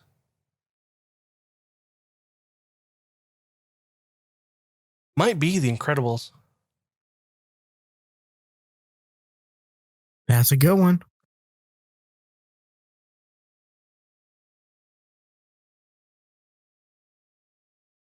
That or Toy Story. Yeah, Toy Story is a good one too. Yeah, a lot of good Pixar movies. So, or WALL-E. I really like WALL-E too. that's one I've yet to watch. Yeah. You have never seen I'm sorry. Is that on your list? Is that on your It's list? not. You should add fucking WALL-E to your list. Like, seriously. Yeah, I should. I honestly, like, WALL-E comes in my head like often. Like when I look at like the direction that humanity is going, I'm like, oh, we're getting closer and closer to WALL-E. That's the thing. Like, I've heard people's commentary on WALL-E, and I'm just like, I don't know if I want to watch this because, like, because of that reason. But yeah, it's something I need to get around to watching. There's actually a lot of Pixar movies I haven't watched. Yeah, a lot of the later ones. Yeah, same.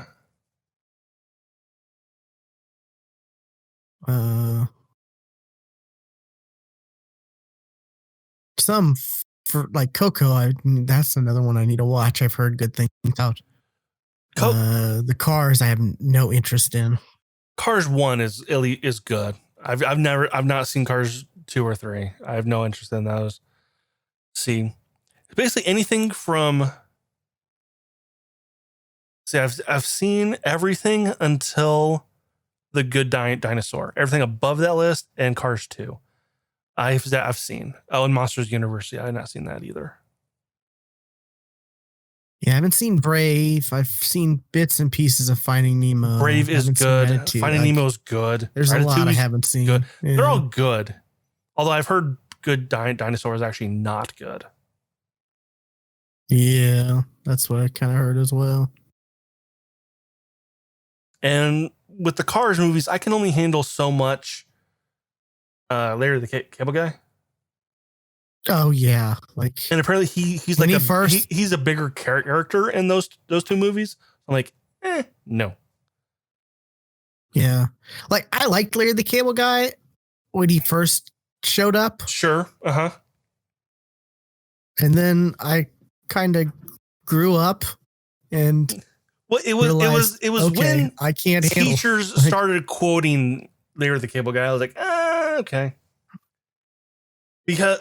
In marching band, my director before every show, let's get her done. Like, okay, you should need to not do that.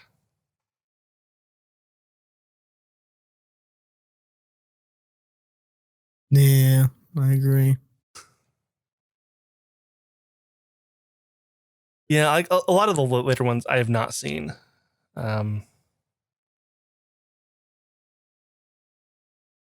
Onward and Soul, I think, is the only kind of anything within the last 5 years. Onward was good. I enjoyed it.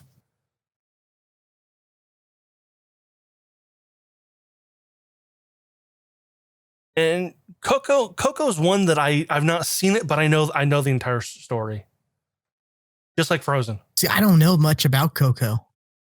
I don't really know too much about Coco, honestly. Except for it's another one that'll make you cry. Maybe. That people say anyways. Maybe. I don't know. I there was that podcast I was listening to about Soul. Like, oh yeah, there's a part in the movie that made me cry, and I was watching it like, where did they make you cry? I didn't. Nope, not in this movie. Not like Up. Yeah. Not like Up. I mean, Up. I'll become a baby at the beginning of that movie. Oh, definitely, yeah. Yeah. Was it Onward? I got emotional there with the whole like father. I can definitely see thing. that. Yeah, I can see that. That I'll definitely say that. Yeah, it's just, I guess it just happens to. It's just a matter of your like experience. Yeah, what you've experienced and what triggers you. But yeah. Okay. I guess next one for me. Last movie I'll talk about. Guns Akimbo. I'm sorry? Guns Akimbo. Starring Daniel Radcliffe. Daniel Radcliffe. Yes. This was one of those movies, okay. Like, I was just like, I just look at it, movie, it was like, and it's just him holding two guns, and like every single picture, it's him holding two guns. Like he's always holding guns akimbo. Well, that's where I'll get into this. The plot of this movie is Daniel Radcliffe is like this he works at this like tech company, like it's like this mobile game, whatever, like dumb mobile game company, like a Farmville or a Match 3 or something stupid casual mobile game, Sure. And like he's just living his life, and his big like thing he does is he'll go on the web and he'll like insult people, he'll like insult all the scumbags on the web, who say like dumb comments or who are very like offensive. He tries to play like common police, Okay. And there's he's the moderator. He takes it into his own hands, yeah.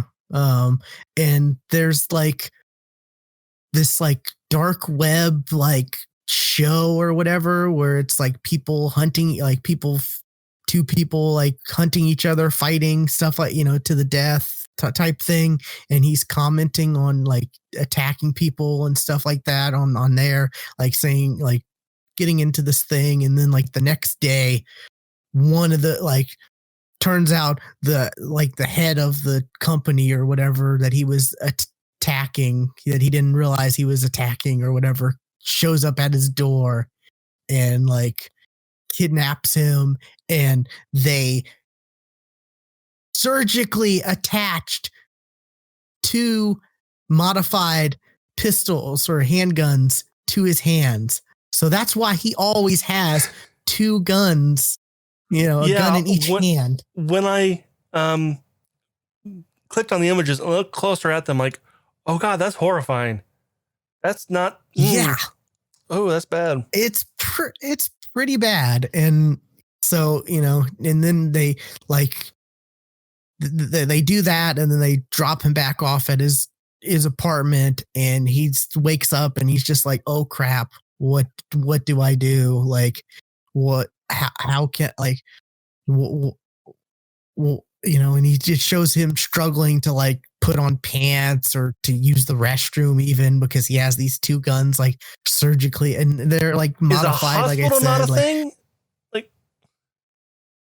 Well, there's a point where he's trying, and he walks up to police, and he's like, hey, and it's like, oh my God, he has 2 guns, and the police aren't, listening. It's like, you could have handled that maybe a little better, but I could see you handling that better, but it's a movie, so we have to make it to where the police, you're running from the police now, and they see you have 2 guns, and you're in a bathrobe because you can't dress yourself properly, so they think you're maybe like a meth addict or deranged, yeah, something like that. And you know, he gets into weird situations like that, and it turns out there's like this badass like female fighter or whatever in the series, and we see her like I think earlier on in the movie, and she's like hot, like she's supposed to, they're supposed to go up against each other, and she's like chasing him, and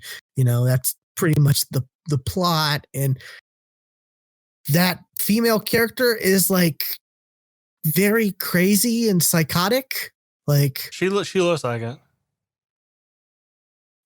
Could be the like eyeshadow. Think like crazy Deadpool, like type character. Like think of it like a female Deadpool. Well, there's this image of her that looks like she has a cigarette just kind of up her nose. Yes. Pantsless Steve just chimed in and said he watched this long ago and kind of secretly liked it. It's a guilty pleasure, Steve. Yes, I kind of liked it. I thought it was pretty cool. It was short too. It was only an hour 38, so it wasn't like it dragged on. Where'd you watch this at? I can't remember, to be honest. Is it on anything? I might have rented it. It's not on anything. I might have rented it.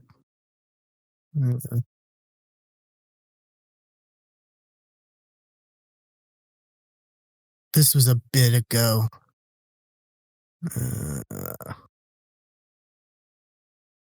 Yes, I just rented this on something on one of the platforms, probably Google Play, or it is available on Amazon Prime. Okay, it's available on Prime Stream then. Okay, but yeah, it's a guilty pleasure. It was also something that I was like, it was late at night, and it's just like I was looking at other movies, and I'm like, that's 2.5 hours long. I don't want to watch that. That's, this is an hour 38. Okay, I can watch this, one of those type of things, just long enough to watch, but not too long where I'm like, up till like 2 a.m. or something, Mm-hmm. But yeah, it was a good movie. It was, it's not like the best, but for what it is, it's pretty good and enjoyable. And there's definitely a lot of like video game type tones and elements added to this, Okay. And it very much had a Borderlands like the underground, like dark web vibe. The people, all those people, they felt like how the psychos are in Borderlands, or like was it the in the Dark Knight Returns, like the like the cult people, or the followers, how they were, like the kind of punk, grungy, misfit, psycho type people. There was a lot of people like that in this. Okay. So yeah, it's interesting. Like I said, it's not too long, and like I said, the one female who's like the crazy killer female in the contest, I could definitely see her playing like a female Deadpool type character. She definitely gave off those type of vibes. So you cast her as Gwenpool, which is not. Yeah. I mean, technically, Gwenpool is not Lady Deadpool. That's more. Yeah. That's more akin to a female Deadpool, not Gwenpool, because she's not even a Deadpool.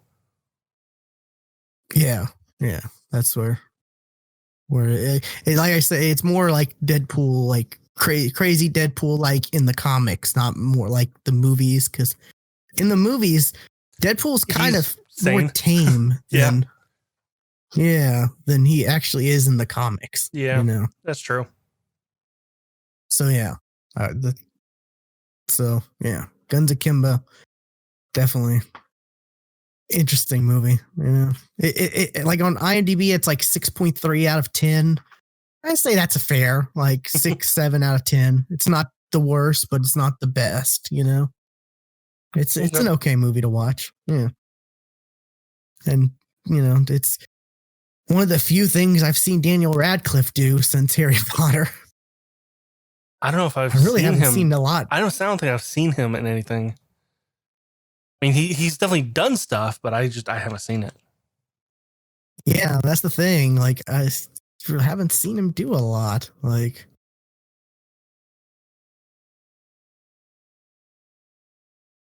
yeah, he hasn't really. I'm looking. He did that Horns movie that I never saw, but Heard I know was of. bad. Yeah, he was the Igor in that Frankenstein movie. Yeah, never saw that. Now You See Me Too. Yeah, okay, he was in that. I did see that. I don't remember him in that though. Same. That well, anyways. Like I've seen it, but I don't remember it or him in it. So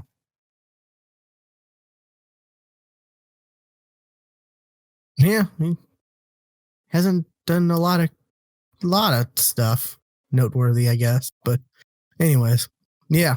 What else you got though? Okay, the rest of mine are anime, and see if you can catch the theme.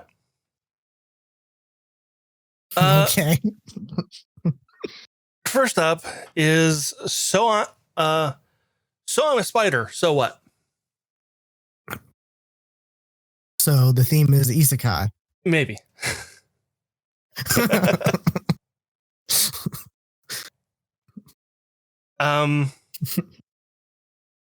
This one's currently airing right now. Funimation is behind their dubs more than they usually are, or more than they have over the past. Right now, right? There's 2 episodes of a lot of animes this season dubbed, which they're almost done with this season. They're over halfway done with this.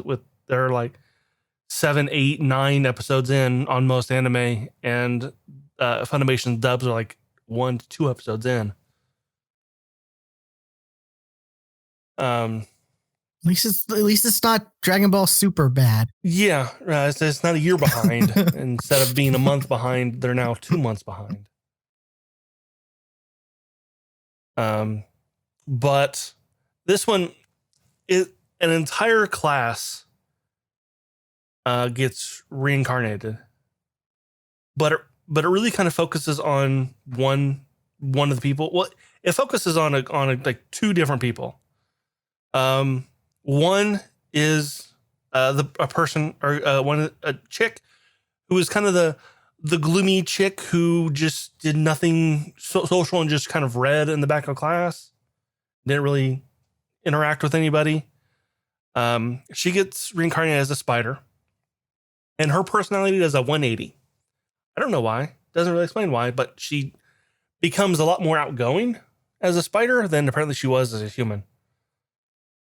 And she wakes up just in this nest of other spiders that are all hatching, and somewhat like a couple of the other isekais, she gets abilities as she levels up. Like she also levels up. She also evolves. Like she becomes like different types of spiders too. Okay, it's interesting. And like the class didn't turn into spiders, just her, and she's by herself. The other people in her class were transformed into humans, who like a couple of them, were reincarnated as princes, and yeah, they all remember their past lives. And like a couple of them, they go to this school together, and they remember each other. They know who each other are. and they So know. did they all die together? Or has that not been revealed? It's like 2 minutes, not even two minutes. You don't even see anybody's face. It's like here's a class of just bodies, and then explosion, and then reincarnated. Like, it's not really like it's just, you see this white flash that might have been an explosion. I don't know. It's not explained. They don't go into it. And their teacher also was reincarnated, but as an elf. And she's actually going around and finding her class. And like most of them end up in this elf village for protection. But the stronger ones, she kind of leaves outside of protection. And I don't know if she didn't find this person or not, because she kind of leaves her in this dungeon, as a spider, and left to her own devices, she's kind of becoming OP, because that's what characters do in isekais. They become OP in cases like this where you can level up. Yeah, pretty much.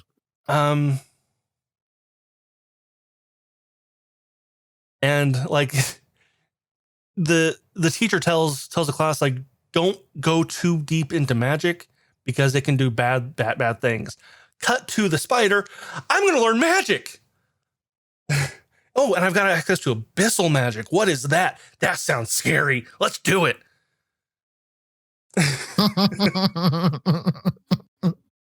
Oh, it's great. It's kind of one of those things. And it's like, and that's actually kind of cool because she gets an access to the skill Parallel Mind, which I think was a neat thing. Like, she gains like multiple personalities, really, and that control like different aspects of her. Like the first time it happens, she gets what she calls body brain. So this personality just focuses on what the body is doing, dodging, attacking, whatever, like just focusing on the body.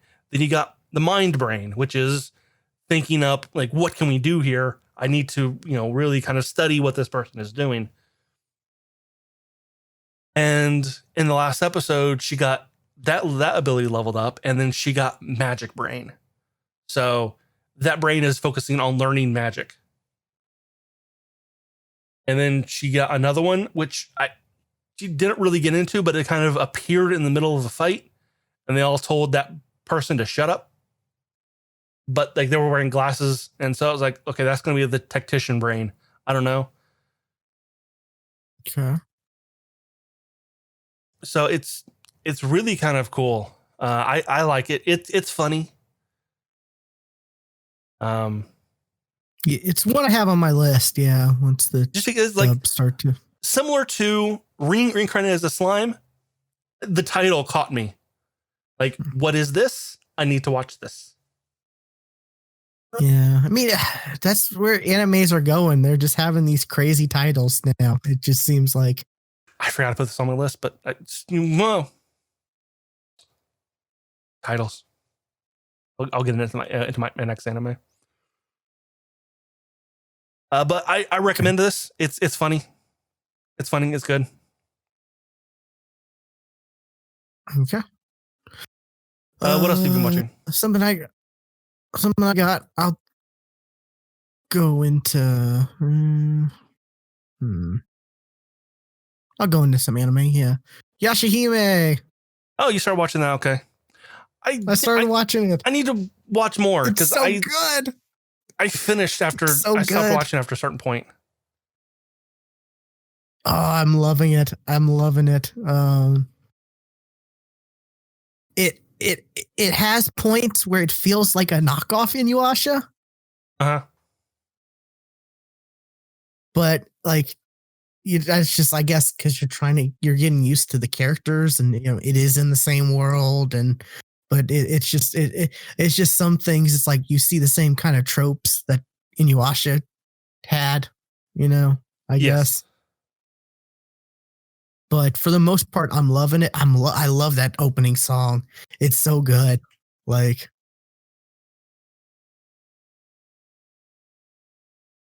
whenever I typically skip that stuff, but I listen to it like about every time. It's really good opening song. It, so I don't know what you mean. Okay. Yeah. It's.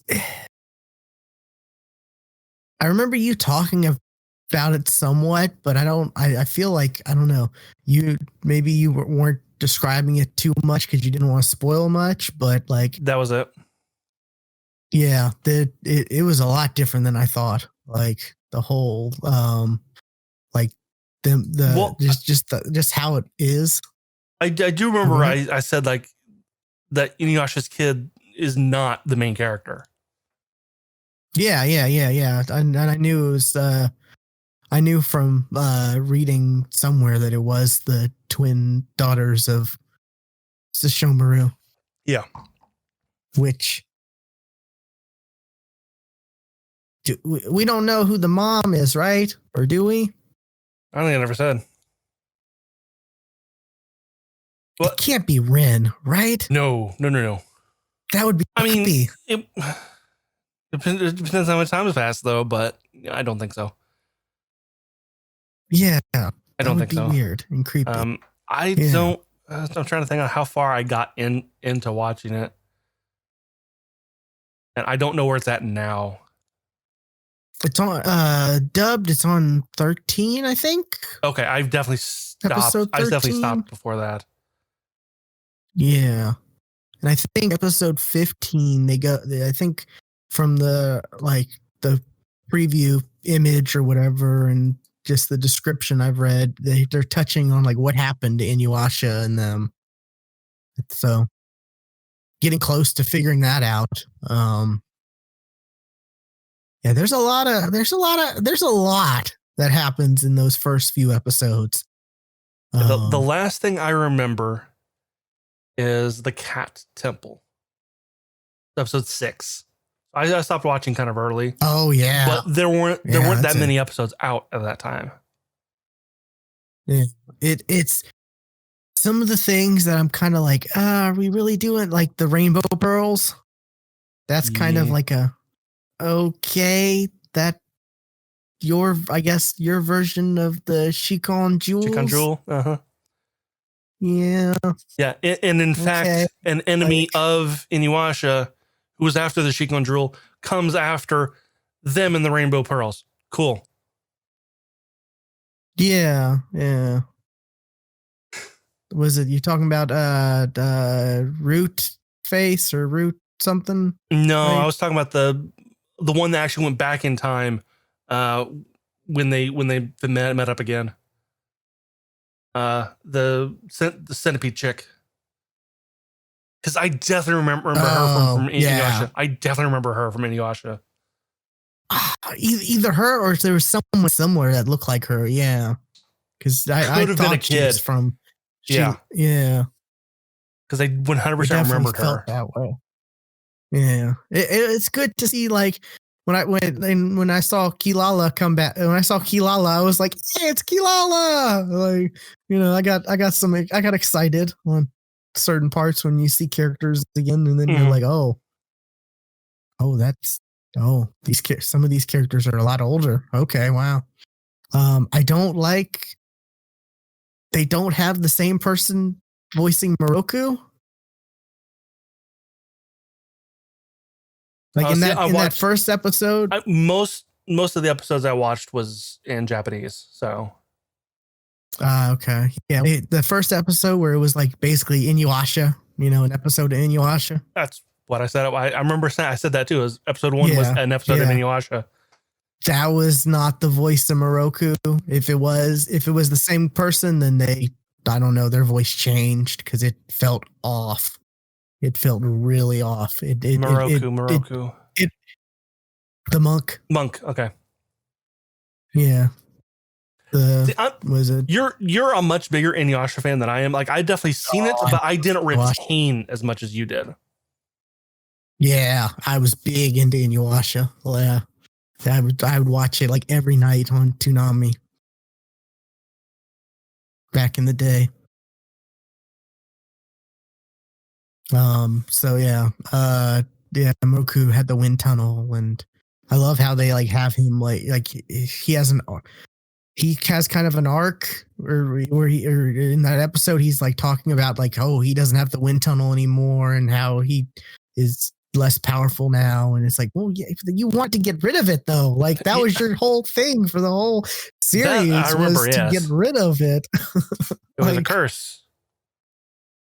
Yeah, it was this black hole like in the palm of your hand pretty much. Yeah. So yeah, it's so good. There's so much. Like I said, like you said, I was a lot more into Inuyasha, so like I'm seeing a lot of stuff, and every time they introduce like a character here or there from the original series, I get excited, and it's good. I'm really liking it. I can't wait for more. God, I hope this isn't a one series and done. I hope this is like a continuation thing. Like,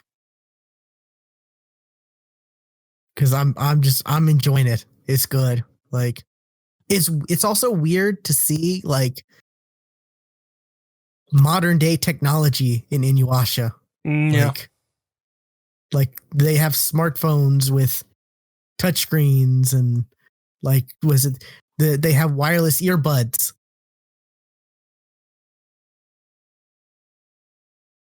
Just I don't know, because Inuyasha was like set like, well, it was in the night. Well, that was year 90s. Yeah, 90s, 80s, something like that. Something like that. So like there was some technology, but not like nothing where we're at now. So it's just kind of weird to see like the something like I grew up watching, and it's like, oh yeah, this is kind of weird. Hell, there's present day technology and stuff, and it is good. I'm enjoying it. I can't wait for more episodes though. Like I think they're on 14 now. Are the sub done? No, the sub aren't done. They're on like episode 21 20 or 21. Yeah. So yeah, they're about, like you said, they're up 2 months behind. Mm-hmm. So that's that. And like I said, I'm really interested because I think episode 15, from what I saw on the thumbnail / the little description, that they're gonna kind of explain what happened in Inuyasha, because you get a teaser of like what happened. And Inuyasha and Kagome are in that thumbnail. So yeah, because like up until now, you got a little teaser of like kind of what happened, and because it's the whole thing of like everyone knows like oh yeah, Kagome is your mom and Inuyasha is your all this, but apparently she wants nothing to do with them. Like what happened? She doesn't know them. Yeah, and yeah, she wants nothing to do with them. Like why? What happened? That doesn't seem like a Kagome thing to just abandon her child. Yeah, but there was a clip. I can't remember if it's been an episode you've seen or maybe shortly after, but there was a small little scene where it showed like they had to like leave her or send her to someone else or whatever, because like there was something where they had to like for her good, to save her or something like that, and it was real ominous. Like it was a real short thing where you're just like, okay, what happened? Like it was more of a tease than anything else, and I can't wait to see more of that because big fan. Inuyasha is definitely on my top animes of all time, I would say. And the thing I kind of am interested the most is the fact of this revolves around mostly Shishomaru's half demon daughters, because Shishomaru was my favorite character in the series, and I always found him the most interesting. And the fact that they're half demon makes you go, what? Exactly, because like throughout all of Inuyasha, he like, just gave crap to Inuyasha for being half-blooded and, looked down on him and hated humans. And then you slowly saw, Ren be introduced and him start to, care for Ren, whether it's like ends up being a creepy way. I don't know. Maybe we'll find out. I don't know. That'd be weird if Ren's the mother. It would be a little weird. It would be weird. Although the timing might add up. I don't know. Like, because I don't know. It's feudal era. In that first episode, Ren was quite a bit older, right? She was a little bit older, not that much older, I thought. But yeah, this is the feudal era where like teenagers are, I guess, considered adults, right? Or still very weird. Yeah. I just had that realization where I'm like, oh my God, is it Ren? Is she? No. I remember thinking that too. Like the only other, I remember thinking that when it first came out, like, okay, the only other person I know Shishomaru hung out with that was human female was Ren.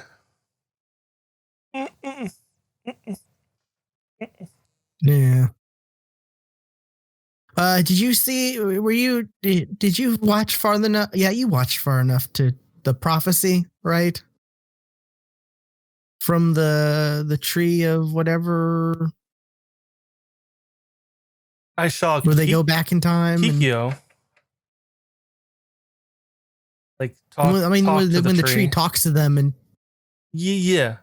like they have when they to go back in time. They have to kill Shishomaru for some reason. Yeah, they got to kill Shishomaru and the other person, and like that's gonna be weird. That's something I'm just like, huh. But then again, that's the big head scratcher for me. His daughters, I don't know him, so I don't know. So it's just another demon to kill. Yeah, you just happen to be really powerful. I mean, Setsuna, she doesn't really care, but was it Toka? Sounds right. She's like, oh, well, she seems, because she does have her own memories and remembers, she kind of is like, well, that's our father, regardless of whether we know him or not, Didn't like, raise them though. Like they grew up in the woods as kids, and then they were split later, and it's still like having to kill your father though. Like that's still, whether or not, I don't know. It's your father, but he's their father, but he's not their dad. Yeah. Still is going to be interesting. Like I said, I'm enjoying this. It's great. I'm loving the characters and the different personalities, and it's funny how was it Miroha? Is that the Inuyasha and Kagome's daughter? I think that's her name, Miroha, or definitely starts with an M. Something like that. Yeah, it definitely starts with an M. I love how she's like female Inuyasha, basically. And I love how she has demon power, but she also has the spiritual power from Kagome. That is crazy. I never would have thought that combination,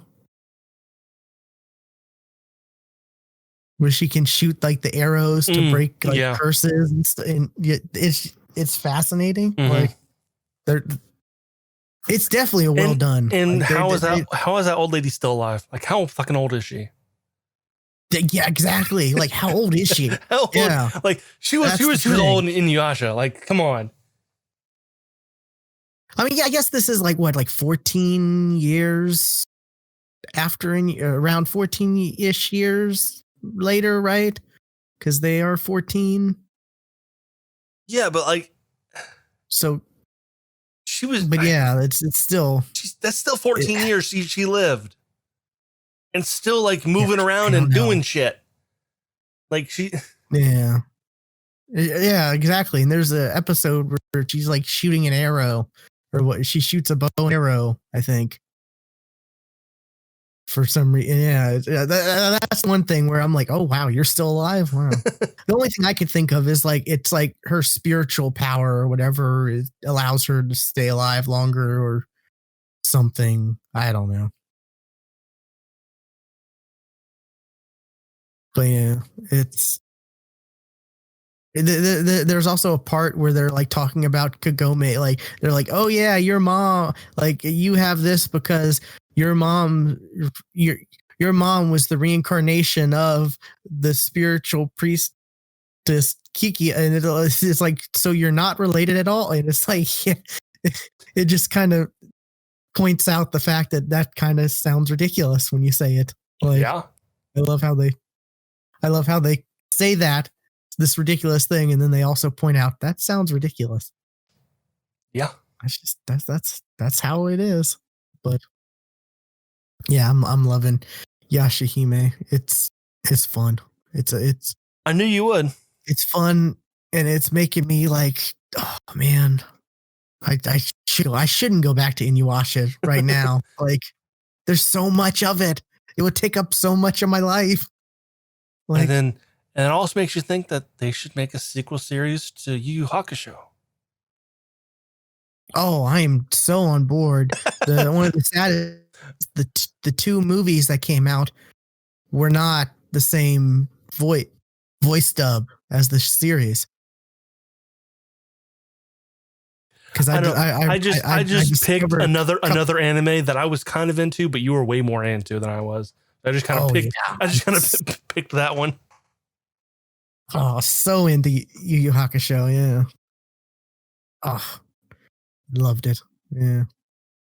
There's a lot of animes that I would be like, yeah, let's bring that one back. Let's bring that one back. Yeah.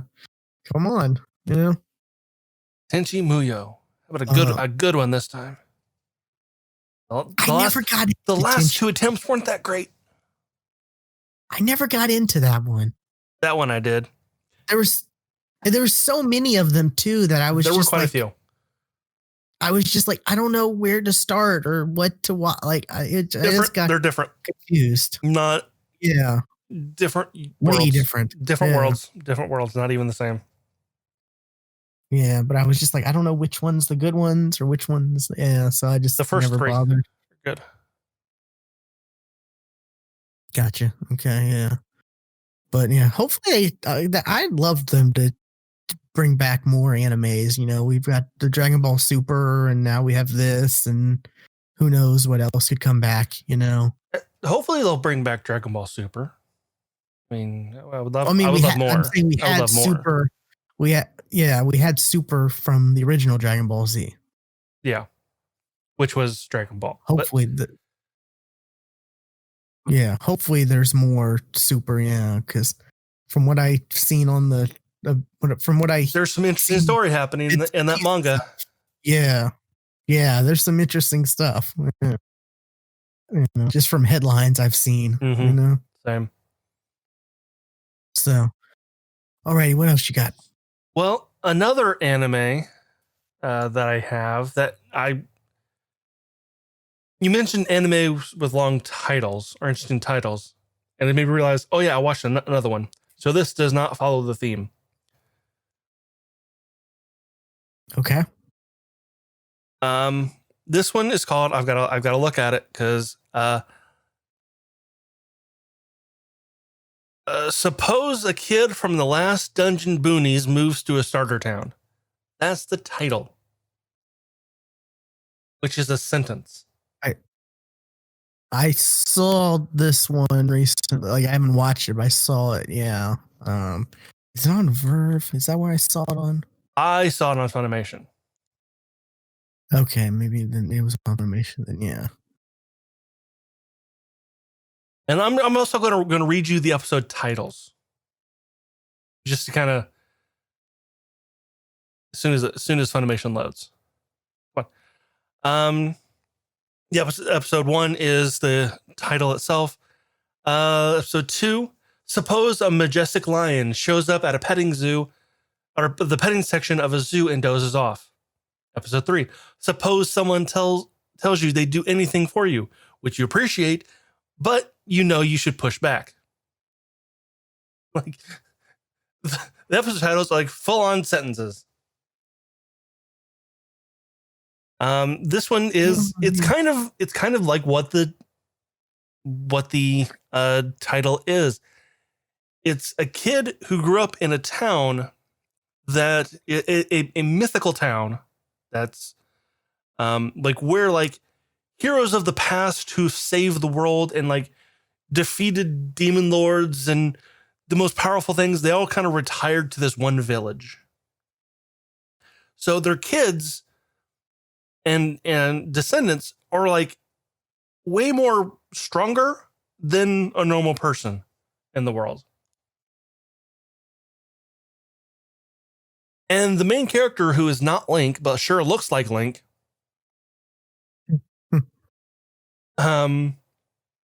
decides he's going to move out of the town, which is unheard of, and join and become a soldier, because in stories, soldiers are so cool.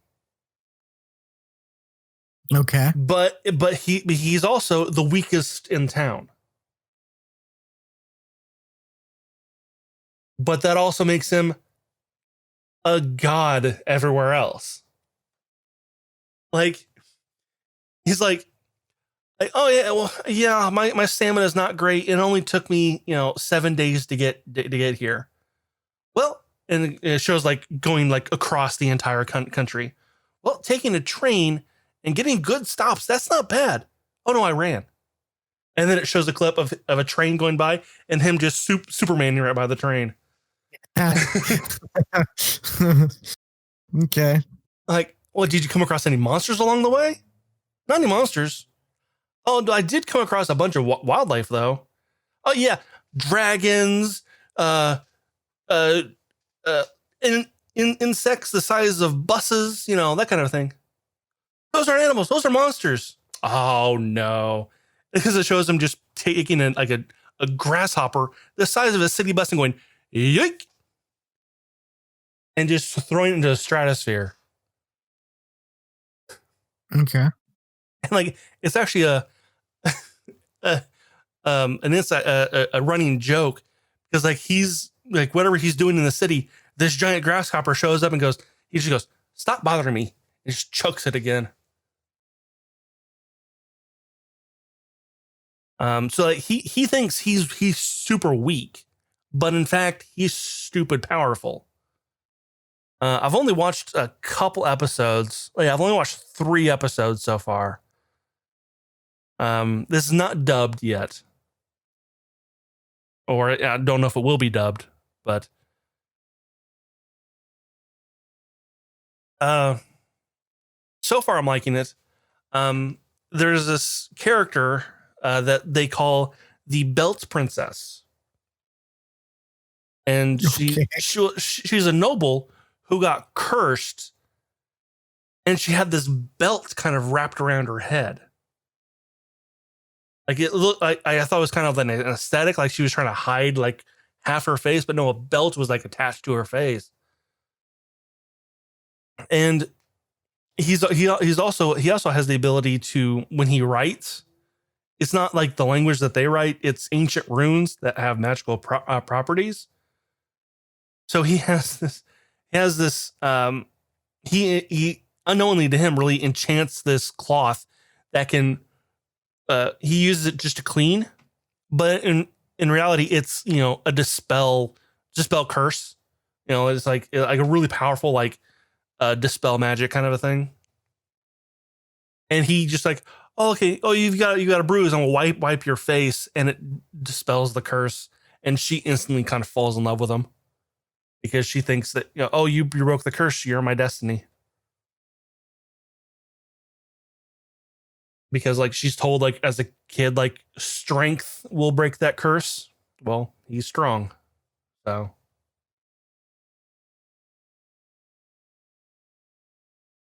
but I'm liking it. I'm liking it. It's very comical. Okay. What else you been watching?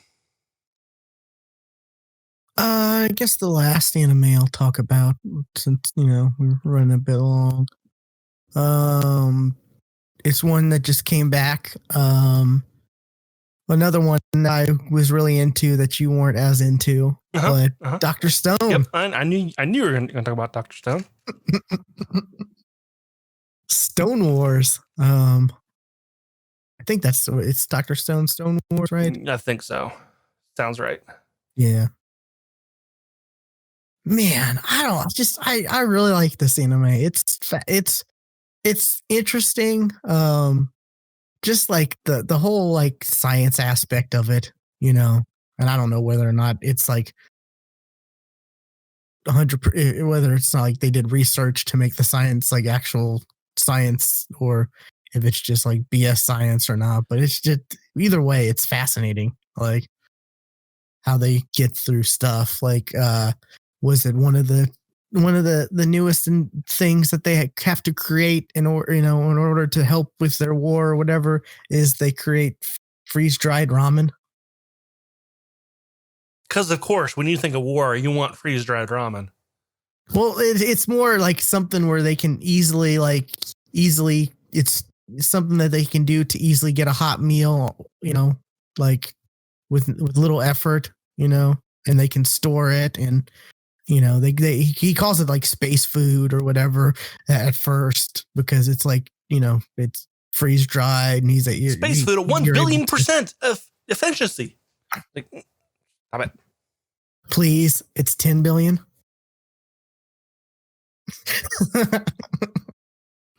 I know you hate that. You hate that so much. Yeah. But yeah.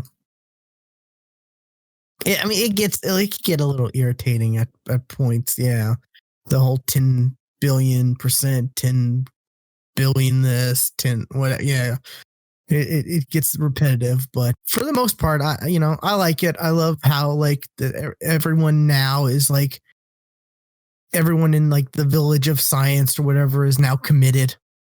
So they're able to, they don't have to like work around people who are non-believers now. They're able to get more stuff done, and they're all working together, and it's interesting because like he says like his big goal is not to have any bloodshed at all. Like his war, he wants to try to convince as many of the other people, on the other side that, it's not worth fighting, and, because. And science is always the answer. I mean, they've created some interesting stuff that, I could see a lot of people being like, oh, you created this in this short amount of time. What else can you create from our, that we used to have back in our old world? Like Sody Pop. Yeah, they created soda pop.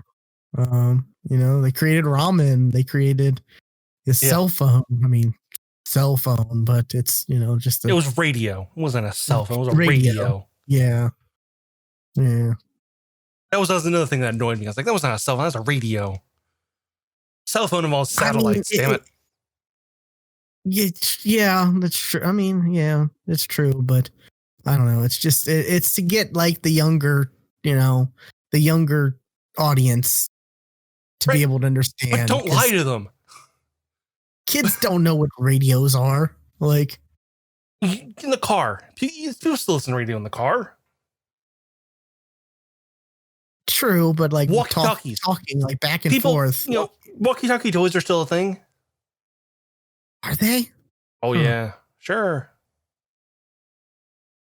I mean, what's the point when you have 4-year-olds with iPhones, though? They look like cell phones now, but it's still a thing. It's like, yeah, what's the point of walkie-talkie toys when every kid has a $700 iPhone?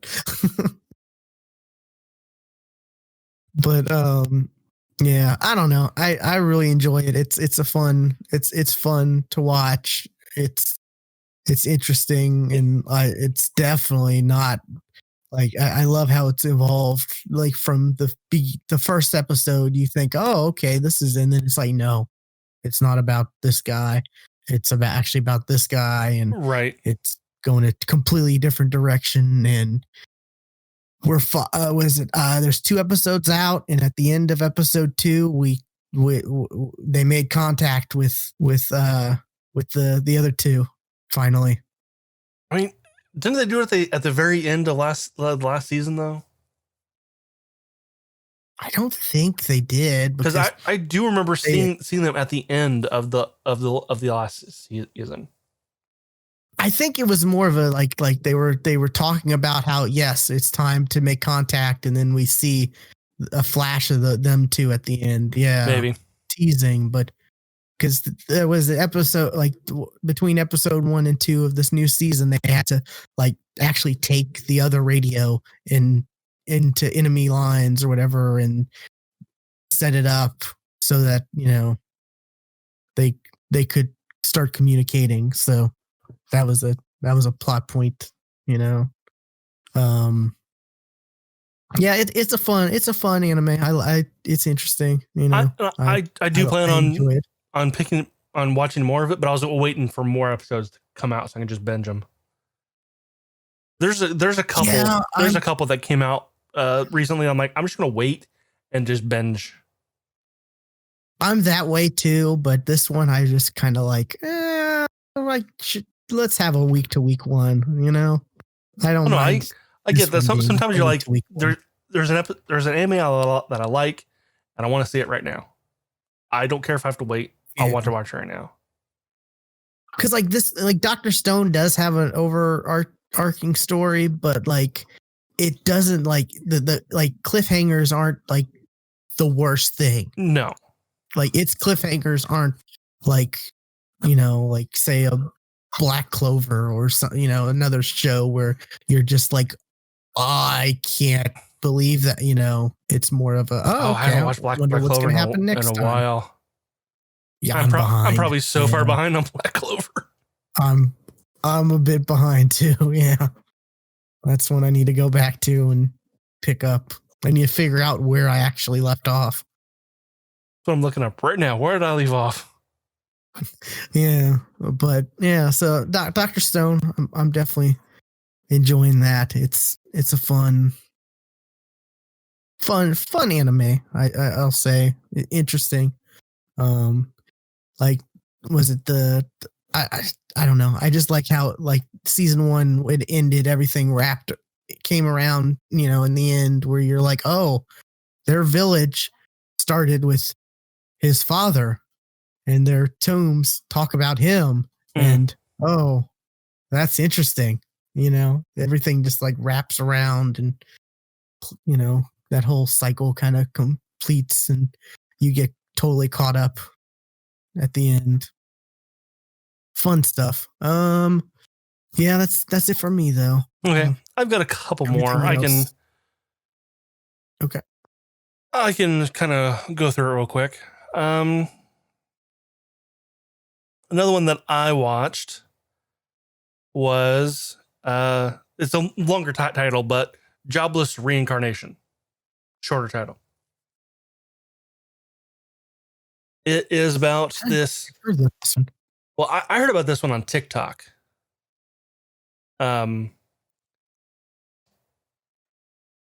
It's about this guy who was severely bullied in his previous life. Like he was a shut-in, but I think he was a shut-in for a damn good reason. Like it was like he was tied to the front gate of his school butt naked, while the entire school like surrounded him and laughed at him. Like he was, like dude had trauma, and it was taken like not even as a light joke. Like it was taken as like this was trauma.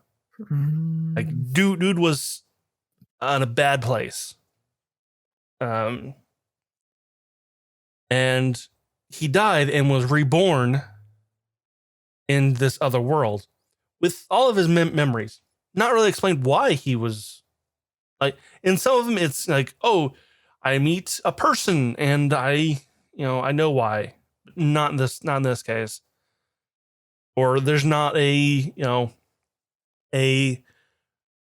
disembodied voice telling me, oh, you leveled up, or you get this, you get access to this skill. It's none of that. It's dude just is reborn, and he has all of his memories. But because of that, he's smarter than your average kid.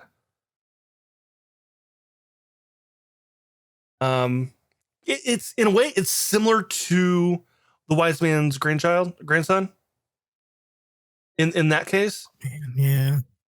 But it's a bit more serious. Like it's a very serious kind of anime with some funny stuff. Cause dude was a shut in, but he was also a bit of a skeeve. So, when he's reborn, he's born. He goes, man, she's hot. Talking about his mom. And, she goes to feed him and he's like, oh yeah, jackpot.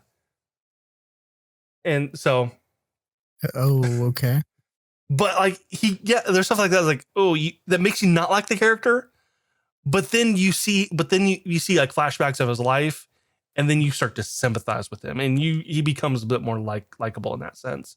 It's the reincarnation thing is always weird too, because it's like are you really like, is that really your mom, or is it like I don't know. It's just weird stuff. Like, well, he, also like you're a new gender now.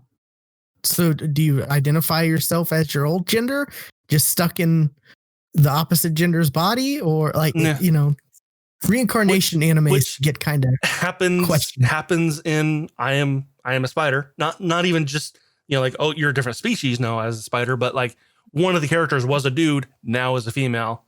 He identifies as a girl now. Yeah.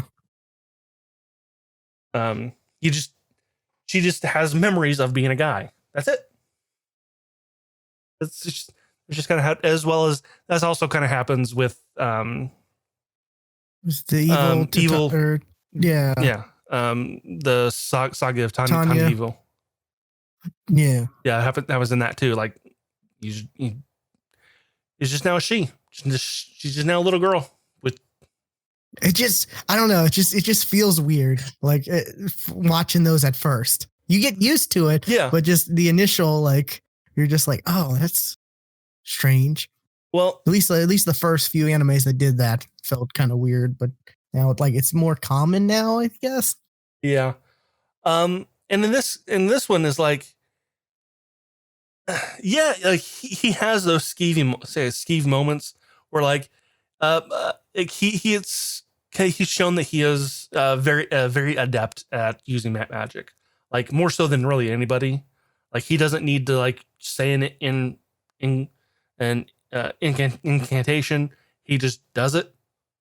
He doesn't because he kind of really kind of thinks about how like the magic feels. Like, he goes into depth on how the magic works, which I thought was really kind of cool. And at the same time is like, his mom hires a magic teacher, and he ends up like stealing like her panties sometimes, and stuff like that. But it's like, okay, dude. But at the same time, he's like, okay, this is a new life. This is a second chance to become better than my last self. So he actually has this small kind of arc of like actually growing as a person. And like, okay. And because he was, a shut in his past life, he actually has a phobia of going outside of his, out of his house. Like, as even as a kid, like, he has a phobia of not going anywhere. But eventually he gets over that. Like, it is not a fast-paced anime. It is a very slow anime, but it's very character building. and I like it. Okay, yeah. See, there's 2 English episodes or English dubbed Yeah. right now. But the fact that it's also a very slow anime, I mean, it's like, not a lot's going to happen. Yeah. But like I said, but at the same time, it's a lot of character building, and I like it in that sense. You think it's going to be like, you say slow building, you think it's going to be to where like season 1 ends and you're going to be like unsatisfied, where you're like, I hope it gets a season 2. Yes, like absolutely, there's so much I can already answers. tell where season 1's going to end, because he's trying to raise enough money for him and a friend of that he made a friend to go to magic school, that he taught her magic. And his dad is a somewhat of a low class noble of the land, and his dad has enough to send him to this elite magic school, but not enough to send both of them. So the kid says, "Okay, I'm going to get a job and raise enough money to send us both." Okay. So that's kind of what's going on right now, and I can see ending when he has enough money. Gotcha. Yeah, that's always the shame with these animes, where like, I guess they're planning on multiple seasons, but you never know if they're going to get another season. No, like, most of them, we've seen so many animes. Not most animes are really just an ad for the source material. It's a, hey, you want to know more? Go read the manga. Go read the light novel. Yeah, if you want to know more.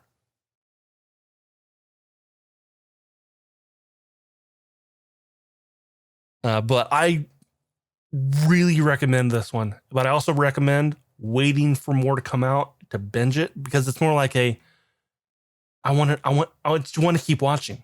I just want to keep watching because so I recommend I will take that advice. Yeah, on this one.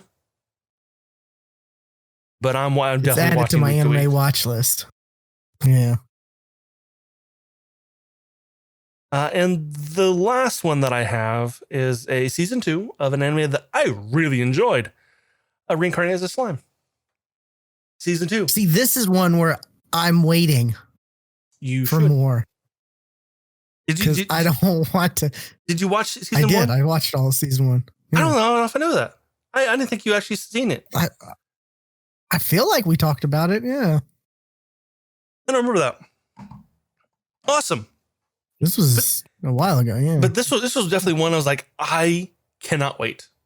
So, and it was also an anime that I felt like that way with season 1. Like, I cannot wait. So I'm going to start watching these in Japanese. So I watched season 1 in Japanese, then again in English, then again in English, then again in English. Like, I watched season 1 multiple times.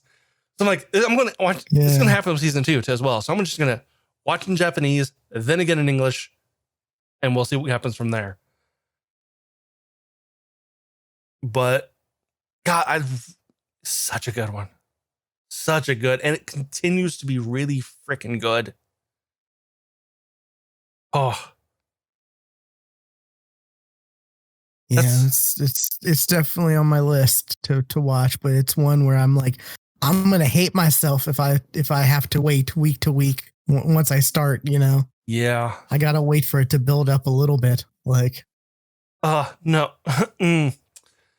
See, I really hate myself because when I started watching, there was a couple episodes out. And it definitely got to one of those cliffhanger moments like, okay, battle's about to start. Credits. No. No. Oh, yeah. So, yeah, that's one. Like, as soon as Tuesday comes, I don't even know what day this one comes out on. It comes out on Tuesday. As soon as Tuesday comes around, that one I'm watching that anime. And this is one where the title like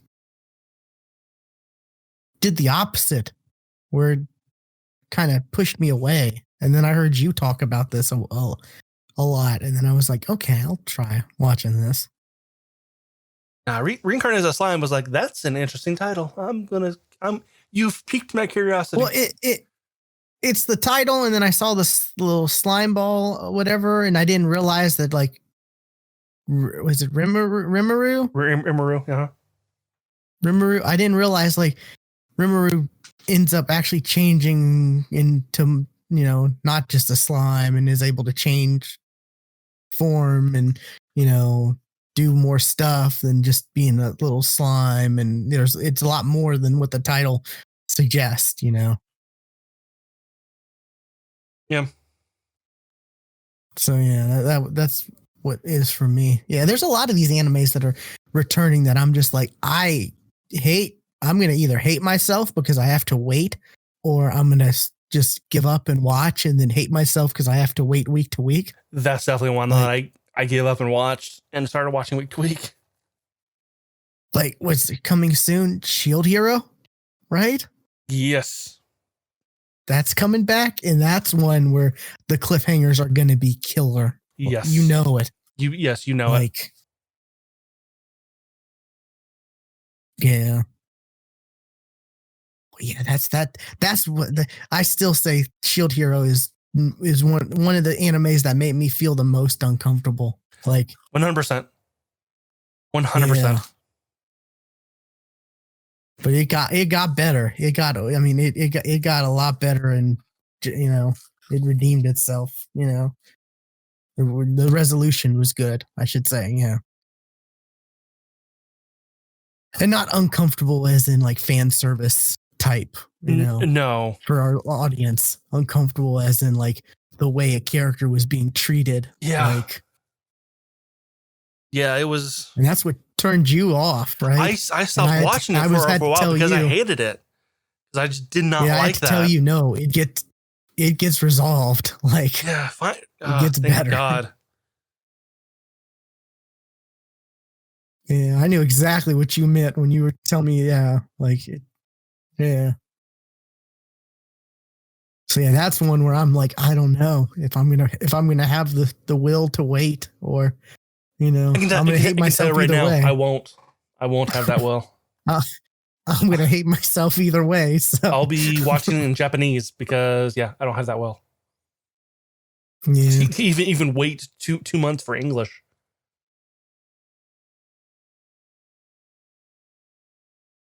So that's it for me. This was a long episode. We're at over 2.5 hours. Definitely. Yep. So I guess we will wrap up. Be sure to follow us on Twitter at the GeeksFTW, Stuart's at Casual Terror, and I am at WillPlayGames_. And thanks for listening. Next week will be our tech and gaming version. Yes. Of the podcast, and we will catch you next time. And remember, no arrows are hard making this podcast.